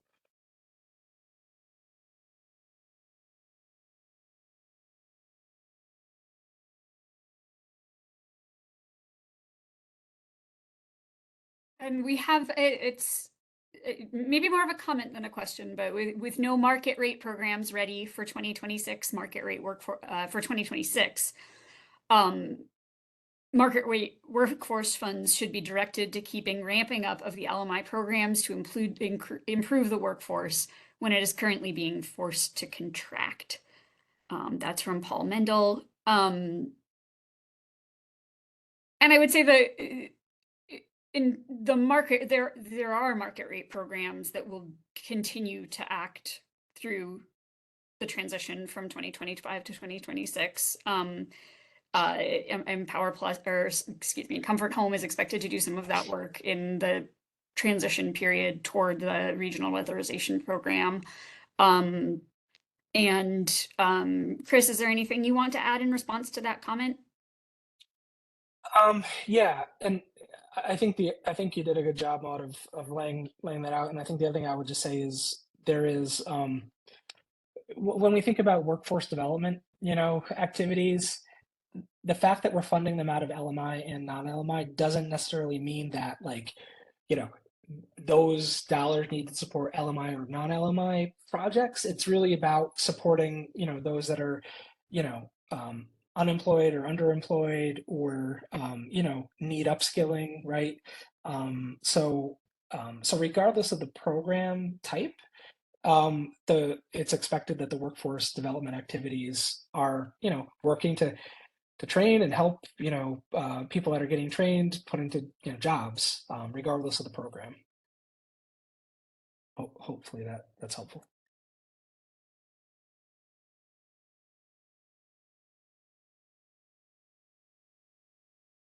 Am I missing any hands? Feel free to take yourself off mute. I think Frank had his hand up, or I can't see it now, but hey, Frank, go ahead. Well, part of the point to Paul's is that with NYSERDA's throttling things, and we're told that we're supposed to be now moving to market rate things. Most market rate things are a pilot program, and they don't have their act together. But on top of that, they're slow pay. They're 90 days plus in paying things. We can't hire and train people and then hold payroll money in purgatory waiting to get paid for these things. NYSERDA pays faster, but now we have slow workflow. So we're at a point where contractors are stuck between a rock and hard place. We're throttled back on low income families, and we're waiting for the utilities to pay things. We can't survive on that. Yeah.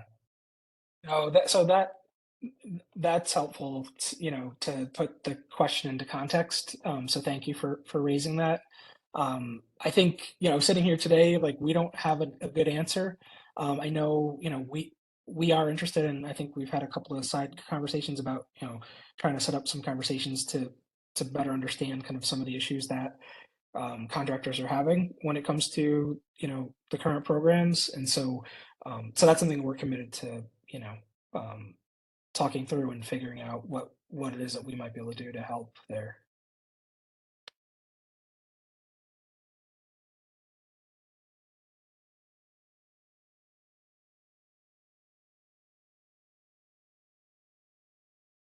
Okay, so there's a comment on, oh, it's not just utilities that might pay late. Okay.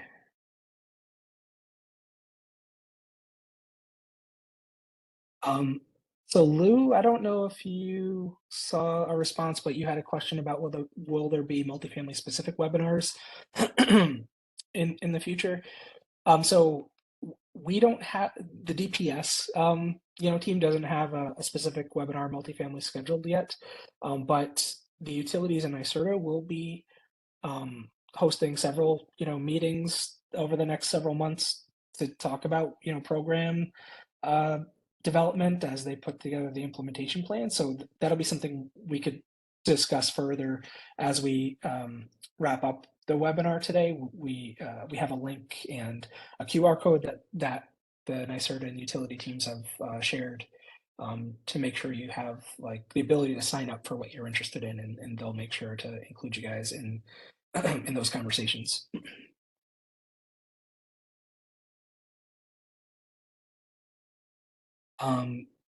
So I think we have a couple more minutes for questions here.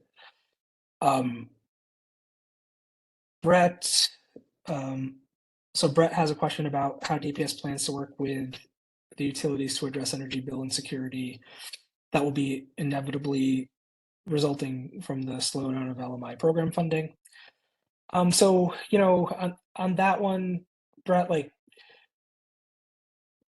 through this conversation and in some conversations leading up to this, like, it's clear that there's a lot of concern about the totality of program funding that's going into LMI programs, right? So, to be clear, like, the commission has oversight and jurisdiction over ratepayer funding going into LMI programs. Our DPS staff, like, that's where we have, like, the most direct oversight.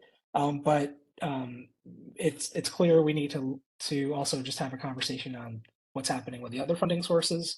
So that's something that we are committing to work with partners at other state agencies and with obviously NYSERDA and the utilities to better understand what's happening there with other funding sources.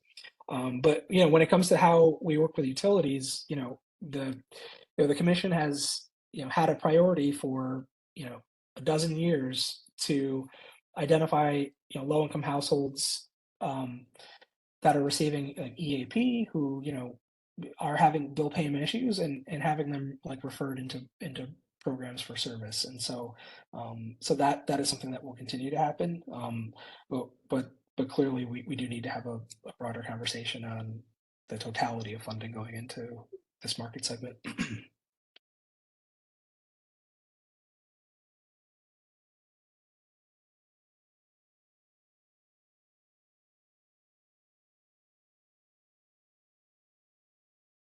Chris, we probably have time for like one more question, and then we can circle back to any other unanswered ones at the end. Sounds good. Let's see, any hands up? Yeah, we got a hand from Michael. Hey, Michael, go ahead. Hi, thank you. So this is kind of a little bit off topic, but I just kind of wanted to see where the information was getting received that the Empower contractors don't have the ability to handle the workload that we've done. We've increased the program 30% over the past 2 years, and now it seems to be getting throttled back, which, as many other contractors have said, this is forcing us to potentially lay off workers. So if and when this workforce development program gets into force, these people that we've already trained will be out of the workforce. They're not people we're going to be able to get back. They'll go to a different form of construction. They'll go to some other laborer job. We really need to see some way to get more money directly inserted into this Empower program so that NYSERDA is not throttling back our projects. They're averaging about one project per contractor per week being improved. This is just completely unsustainable for a lot of us, and especially some of the smaller contractors that are members of the BPCA. So if there's anything, maybe a separate discussion that needs to be had of how some money can get immediately injected into this Empower program to get that funnel opened up so that these contractors can stay in business, so that when this workforce development money is released, we'll be able to hire new staff. Thanks, Michael. So there's a lot there, and I think the commission spoke to in the order, the commission spoke to the fact that they're number one, and again, like, this is a nuance, and I know it's not satisfying, but we have the ability to oversee what's happening with the funding that the commission is authorizing. We don't have full visibility into what's happening with other funding sources, so we do need to talk to NYSERDA. We do need to talk to service providers and contractors to better understand the story. So I think we've committed to do that, and I think we're working to chat with the BPCA team pretty soon about what's happening. In terms of like the actual order, the commission spoke to the fact that number one, there is a significant increase in ratepayer dollars going to these programs going forward, and so the fact that there isn't there's limited production happening in several parts of the state, I think was what the commission was kind of speaking to there in terms of needing to make sure there was adequate production capacity. But certainly the fact that there are other parts of the state with contractors that are not getting approved projects, is something that is a problem for us, and we'll want to dig into that further.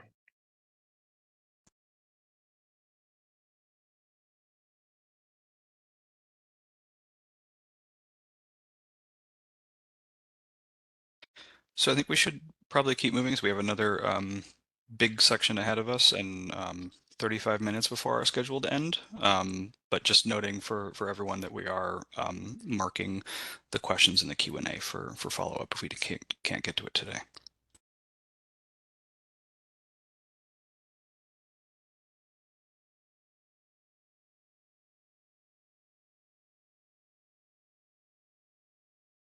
Okay, should we continue with this Thanks, strategic Colin. framework? Yep. Sorry, Maud, go ahead. So, Colin, this section will be on the strategic framework and a few related topics. Do you mind moving forward to the next slide? Thanks.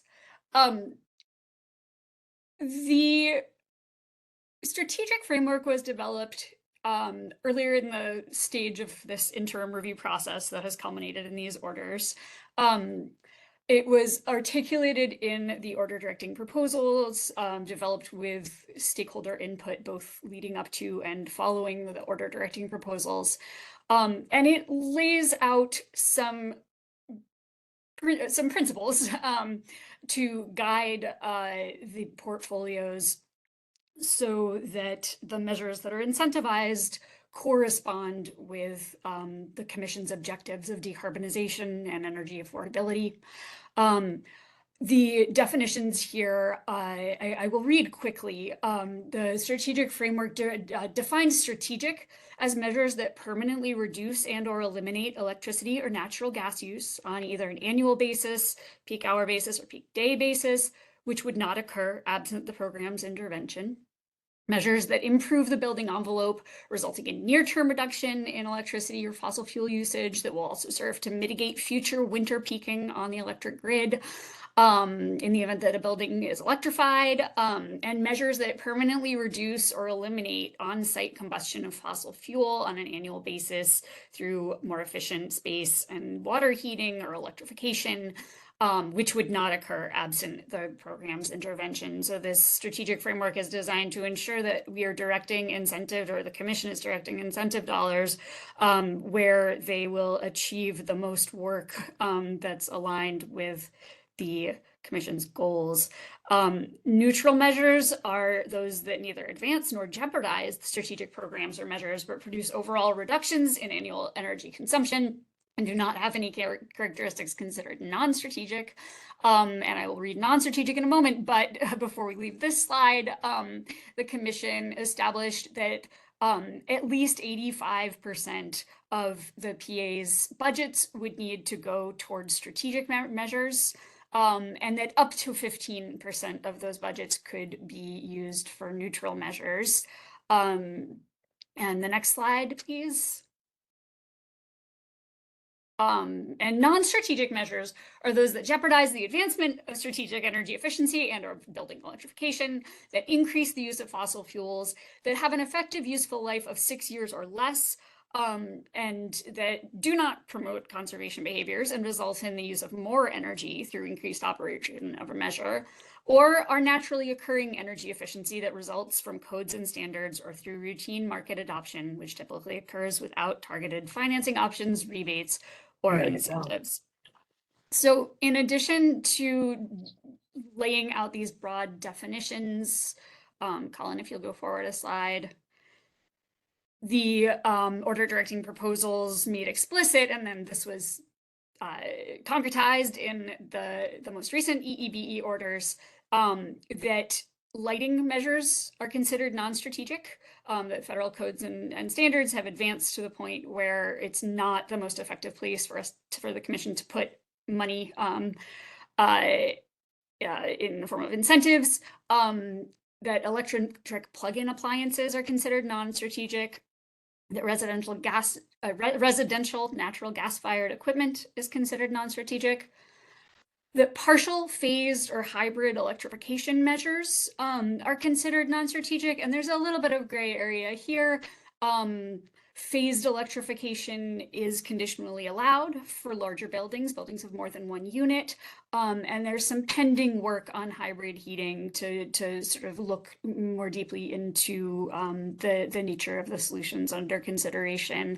But that partial applications would not be incentivized, and that those incentive dollars should be reserved for full electrification. And again, measures with an estimated useful life of 6 years or less. The orders did, however, allow some limited deviations from the strategic framework for the LMI portfolio in cases where it can support energy affordability for LMI customers. And so these are laid out in the table on the following slide, following two slides. And here I imagine there might be a lot of questions that we're not yet ready to answer because a lot of this will remain to be worked out in the implementation plan stage. But the LMI order does state that lighting can be considered neutral when it's part of a comprehensive work scope, and a limited part of a comprehensive work scope, but that after 2027, it would be considered non-strategic. And again, these are LMI market segment only. It's a different rule for non-LMI. The order allows that for appliances that refrigerators can be considered neutral when the replacement of the existing refrigerator improves energy affordability. And again, the details of the methodology for determining whether that replacement improves energy affordability are to be worked out in the implementation plan. The order allows direct install measures. It sees the value in direct install measures for the LMI market segment if installed by a contractor as part of a package of measures intended to reduce energy consumption. Gas efficiency measures, so that's not combustion equipment, but measures that improve the efficiency of an existing system, are considered neutral when packaged as part of a comprehensive work scope. Next slide. Gas combustion devices. For the multifamily market segment, there is some conditional approval for hard to electrify, for incentives for gas combustion devices for hard to electrify multifamily applications. But this is going to be subject to some budgetary limits and criteria that are going to be established in the implementation plan. It's meant to be a limited conditional approval. Gas combustion devices in the 1 to 4 family segment, the order categorizes them as neutral, but only in some emergency no heat circumstances. So circumstances in which a customer has been unable to get replacement through an OTDOP program or other program. Phased electrification, there's some conditional approval for residential buildings with more than one unit, recognizing that a full electrification of a multi-unit building can take time and have to happen in phases. And then multifamily comprehensive work scopes, there's conditional approval provided that a limited portion of those costs is attributed to lighting, and subject to the same gas combustion equipment restrictions that are outlined above. If you move forward one slide, the order also addresses at some length the issue of pre-weatherization improvements. The commission recognizes that health and safety and structural deficiencies are a major barrier to weatherization in the LMI market segment, but also a place where we need more work and more information. Up to 10% of the LMI program budgets may be used for remediation of health and safety barriers to building weatherization. These would be available to customers who have been or would be deferred from energy efficiency or building electrification programs due to health and safety hazards or building structural deficiencies. And along with that allowance, the order requires some data collection and assessment, right? That the spending on these measures will help give us the data that's needed to sort of scope out the problem a little more comprehensively and the potential solutions a little more comprehensively. So PAs are to track and report data on EEBE project deferrals and pre-weatherization measures completed through the LMI programs. And after 3 years of that reporting, DPS staff is to assess the data and revisit the approach here. The commission, oh wait, sorry, go back. The commission expects NYSERDA as a public benefit corporation, as a state entity to seek supplemental funding solutions for the most frequent measures that prevent LMI households and affordable multifamily buildings from participating in EEBE programs. And, you know, recognizing that these are issues that go beyond energy. They're critical to energy improvements, but they're also much broader issues than energy issues. You know, DPS staff, the order sets an expectation that staff will coordinate with state agencies on opportunities to leverage other publicly funded housing and health programs in the administration of the EEBE programs. Okay, and a quick slide here, the following one. Other regulatory matters. There's a great deal more on these issues in the orders, and I think our intention is to address these here only very briefly today. But happy to entertain follow-up questions and direct you to fuller discussions. In terms of metrics and targets for the LMI portfolio, for both the non-LMI and LMI portfolios, the orders establish primary energy savings targets in lifetime MMBTU, so lifetime energy savings. In order to encourage longer-lived measures. It has, you know, historically been measured in annual savings. Annual savings will still be tracked, still be reported, but the primary energy savings targets are in lifetime savings in order to help the portfolios evolve towards these longer-lived, deeper measures. Additional LMI portfolio metrics will be established in the performance management framework, which we hear more about elsewhere in this presentation. In terms of cost recovery, it will be transitioning back for the utilities to cost recovery via surcharge in order to make those costs a little bit more visible. And the LMI, NYSERDA's LMI portfolio costs are going to be split between electric and gas customers. It's currently electric customers only. So an even split 50-50 in collections between electric and gas. And I think there we'll pause for questions on the strategic framework or any of the slides following.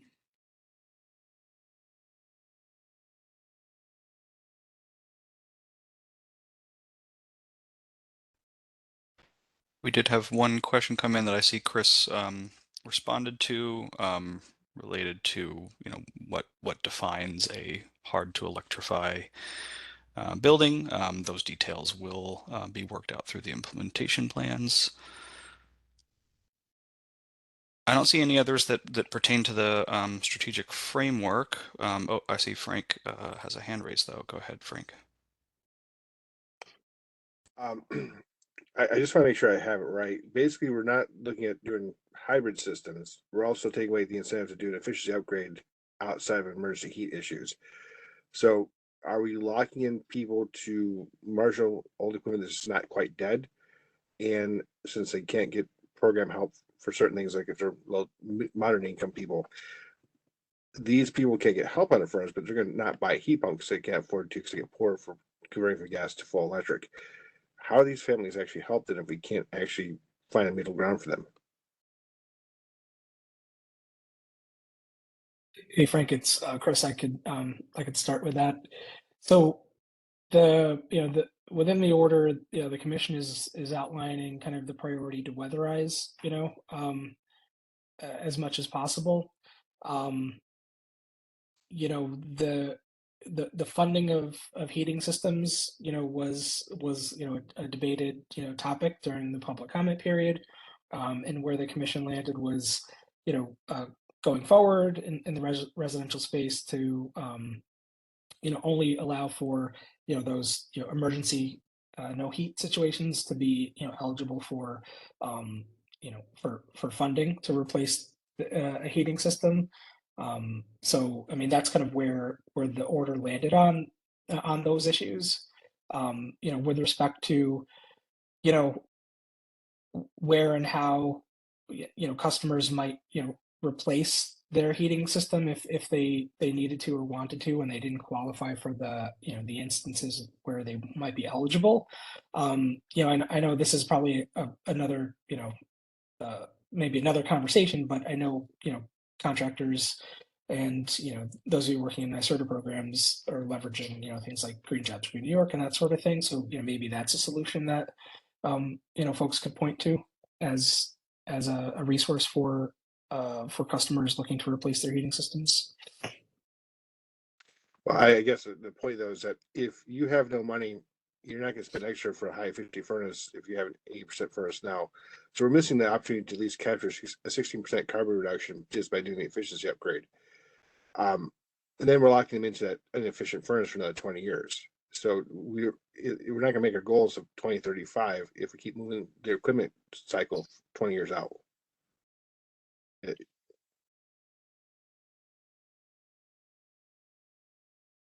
Understood.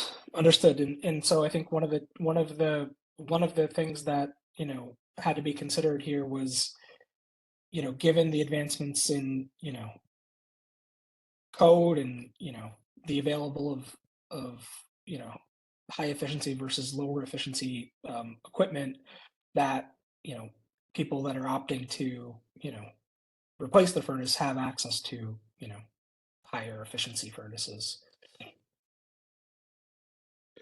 Well, and that those shouldn't be so, like there's limited ratepayer funds, right? So let's just be honest about it. Like no matter how much money would be made available under from ratepayers, that comes at people paying it on their electric bill, right? So, or their gas bill, or both, right? So no matter what, ratepayers are paying for these programs.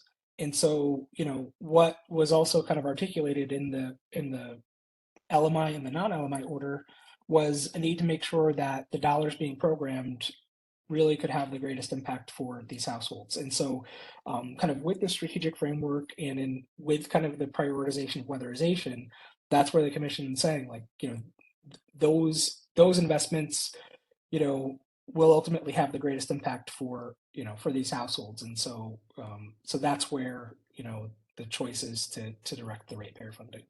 okay, because one of the things that come up is I'm in National Field Territory where I serve, and they have a program where they do offer incentive for a hybrid heat system. And the data collected so far has shown a positive overall result for both carbon reduction and savings for the households without spending a whole lot of money. Their kicker is $2,000.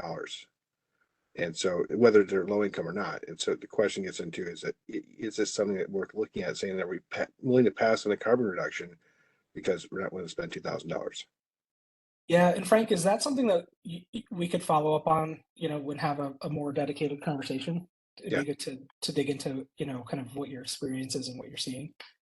If it's okay, we'll follow up after today.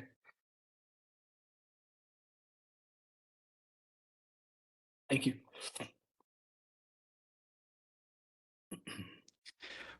We have had a few more questions coming through the Q&A, but I want to acknowledge John Rath's hand has been up for a little bit too, so maybe we can get to the hand raised.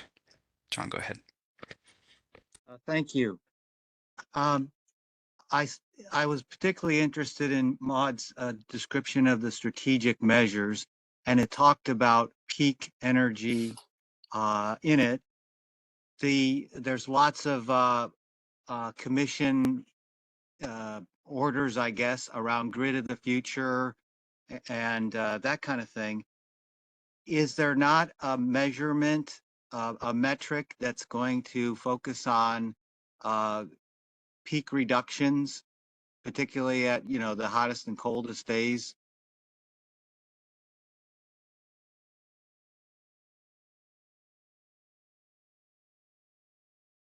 I believe the answer to that is it wouldn't be a primary, it's not going to be a primary target, but the reporting metrics remain to be articulated in the implementation plans. And so that would certainly be something under consideration. Yeah, I always think of how somebody's going to have to pay for grid build out. It may not be in the next couple years, but sooner or later, we're going to all have a pretty big bill if we have to build out a grid that's, that maybe doesn't need to be built. I think that sounds right, and I think the emphasis on weatherization in the current in these 2026 to 2030 portfolios is also taking that into consideration. Thank you. Thanks, John. Ken had a question in the chat, I think related to the last slide. What does it mean the cost recovery will be achieved through surcharge by utilities? And so kind of in essence, what this is kind of pointing to is how the costs for these programs are collected. And so historically, and when it comes to utility administered programs, utilities would recover the cost for those programs through their base rates, as opposed to the funding for NYSERDA programs is included in a surcharge. So there's like a line item on your bill that would say SBC, right? And so that would fund the NYSERDA programs, but then the utility programs would just be part of your rate. And so one of the reasons why it was important for the commission to make that change here was to help provide greater transparency when it comes to how these programs are being funded, right?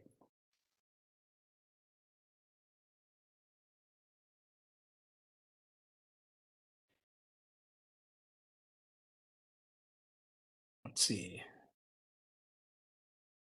My Q&A box keeps moving while I'm trying to read a question.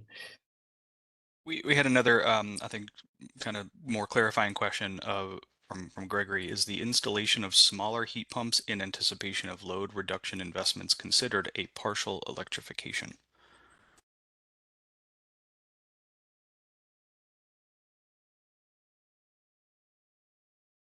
If I'm kind of hearing that right, if the heat pump is being installed when it's when the household concurrently has another heating system, a fossil fuel powered heating system, then it would be considered partial.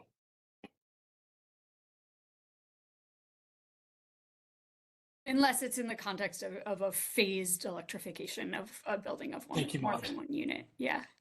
Thank you, Maud. Yeah.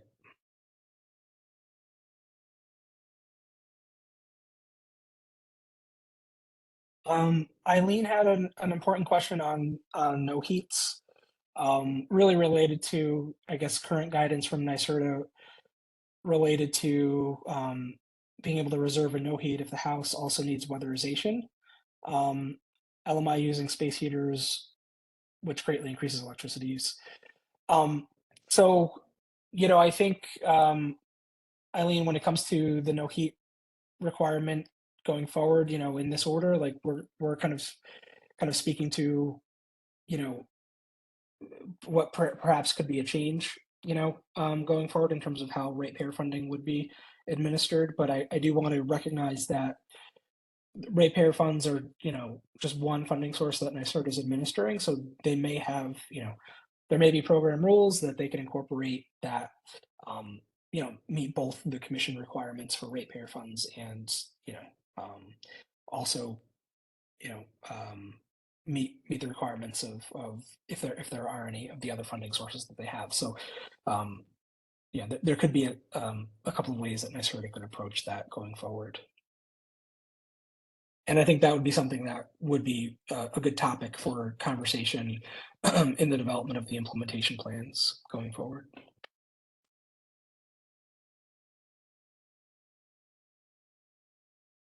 Great. And just doing a time check. Think we do have a few more slides to make sure everyone who's still on with us knows how to sign up for subsequent filings and notifications, and then we can probably return to some Q&A with whatever time we got left until 4:30. Thanks, Colin. Should we move to the next few slides? Okay.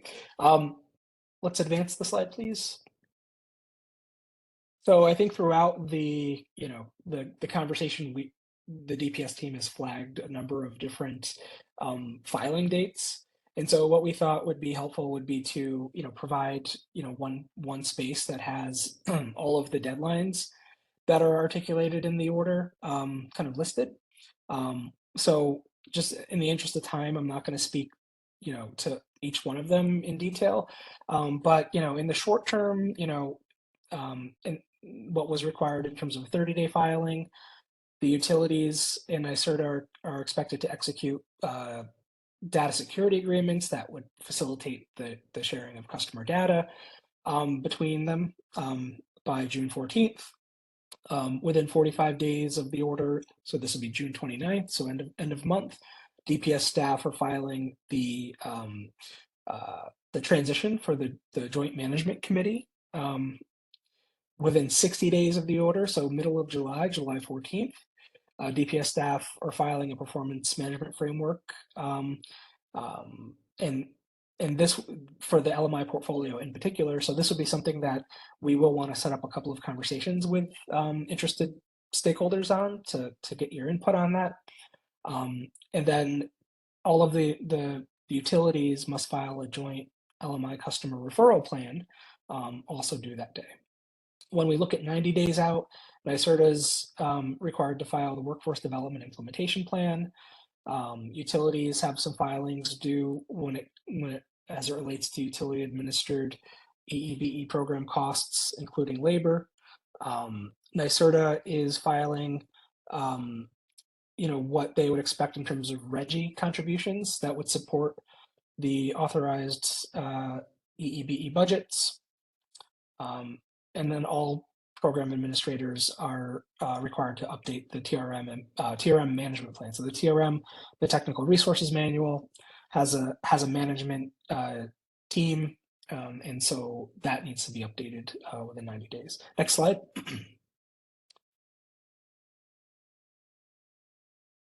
So with respect to 4 months out, September 12th. So this is when the LMI implementation plan is due to be filed. So we'll want to make sure, between now and then, there'll be enough opportunities for, the NYSERDA and utility teams to, collect input from all of you and others who are interested in what the, design of these programs will look like going forward.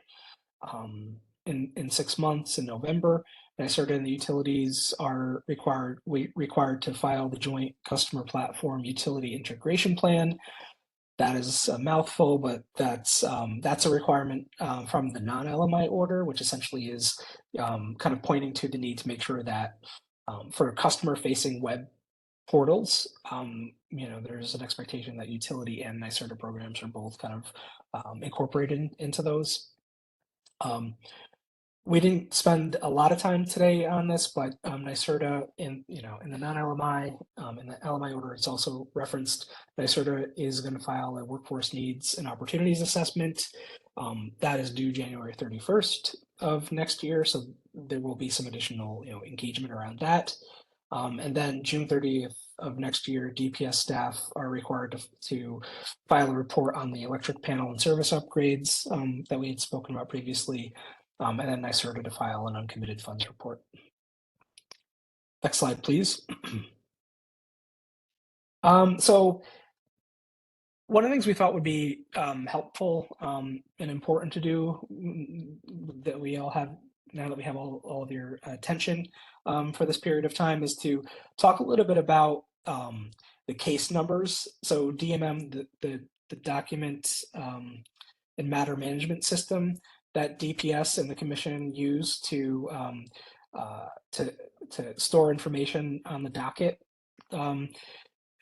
includes a number of different case numbers that are relevant to these EEBE programs. And so the one thing to point out here is those of you who are familiar with the case numbers for the Clean Energy Fund and the New Efficiency New York, so that being 14M0094 for the CEF and 18M0084 for New Efficiency New York. We're transitioning. So, going forward for the LMI and non-LMI portfolios, the order establishes new case numbers. So with the idea that as the CEF and New Efficiency New York wind down, we'll be able to, start kind of filing, all necessary documentation on these programs in kind of their new case numbers. So for non-LMI, it's 25M0248. And for LMI, it's 25M0249. If we go to the next slide, we're going to list, and I'm not going to read through all of these, but this table gives you a breakdown of all the related case numbers within DMM. So if you ever need to, kind of understand what's happening with the Green Bank, for instance, 13M0412 would be, where you can go into DMM and get the relevant, filings related to the Green Bank. In the same respect, if you're interested into, in what's happening with the evaluation of EEBE programs, that's filed under 16-02180. Next slide, please. And so, to leave you with a bit of a description, and I know this is hard to read on the slide, but we will make these slides available so you'll be able to look at it, maybe a little more clearly. In order to get a notification on what's happening, so if DPS or the commission or a utility or NYSERDA program administrator file a document under any of these cases, you could sign up so you're notified when that document is filed. So if you want to subscribe, you basically would go to the website that's listed below, dps.ny.gov/participating or monitoring PSC proceedings. And then all you need to do is at the top right of the screen, enter in, that you hit the button that you want to subscribe to the service list once you get into the case number that you care about, and then that'll sign you up so you receive updates on what's happening. Next slide, please. Okay, so I want to spend a couple of minutes, I know we're short on time, to just talk about next steps. Next slide. Okay, so further engagement. So when it comes to engagement opportunities that DPS will be convening, there's a couple that we just want to put on your radar for the short term. So the first is we do want to schedule a couple of meetings, at least a couple of meetings, to talk about the performance management framework. So we're looking to host, 2, maybe 3 group meetings between now and when this filing is due, which is July 14th, to inform, kind of what the performance management framing looks like going forward. We will issue a notice, sometime in the next couple of weeks following this webinar, aiming for sooner than that. But we'll also make sure that everybody that attended this webinar will be receiving an email with those details. And then to give you a heads up, in fall of 2025, we're expecting to host the first DPS staff-led LMI portfolio meeting. So this will be the place where we could talk about, what's happening in the current programs, emerging issues, and, get prepared for the 2026 programs to launch. And so we will also post details on this in advance of the meeting, and we'll also send an email to everybody here so you're aware of it and can attend if you're interested. Next slide, please. And so I mentioned a couple of times that the utilities in NYSERDA will be looking to get stakeholder input on the development of the LMI implementation plan. And so they're kind of scheduling a couple of broader midsummer events, one in New York City, one in Albany, in person, to talk through considerations for the LMI implementation plan. And then they'll be supplementing that with more regionally focused sessions, including small group discussions, in person and remote, to really focus in on specific program areas or policy issues that need to be addressed. NYSERDA has shared a link to a poll that you can use to sign up for awareness of these opportunities and to indicate what you're interested in. Colin just dropped it in the chat, so please take a look at that if you're interested. Alternatively, you could sign up through this QR code. So thank you to the NYSERDA and utility teams for proactively putting that together and being ready to engage with the group.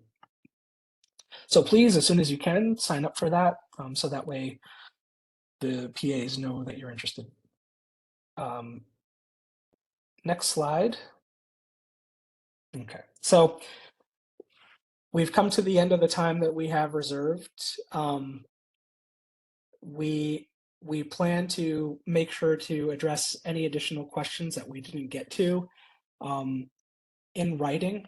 So we'll make sure we share those with everyone who's been in attendance. And we're also interested in, the format of this webinar. Obviously, a 2.5-hour discussion is really hard to, keep focused. There's just a lot of content to get through. But we are also interested in your feedback on, how useful this meeting was, so that way we can, better kind of structure the future engagements that we will host with everyone.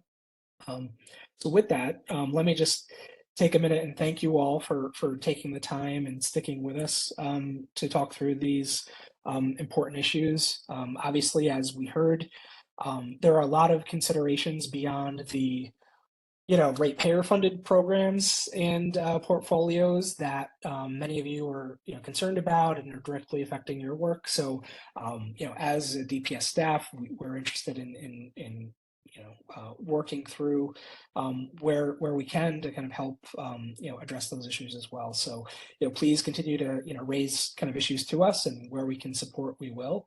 And so with that, thanks again for your time, and have a good rest of the afternoon. Thanks, everyone.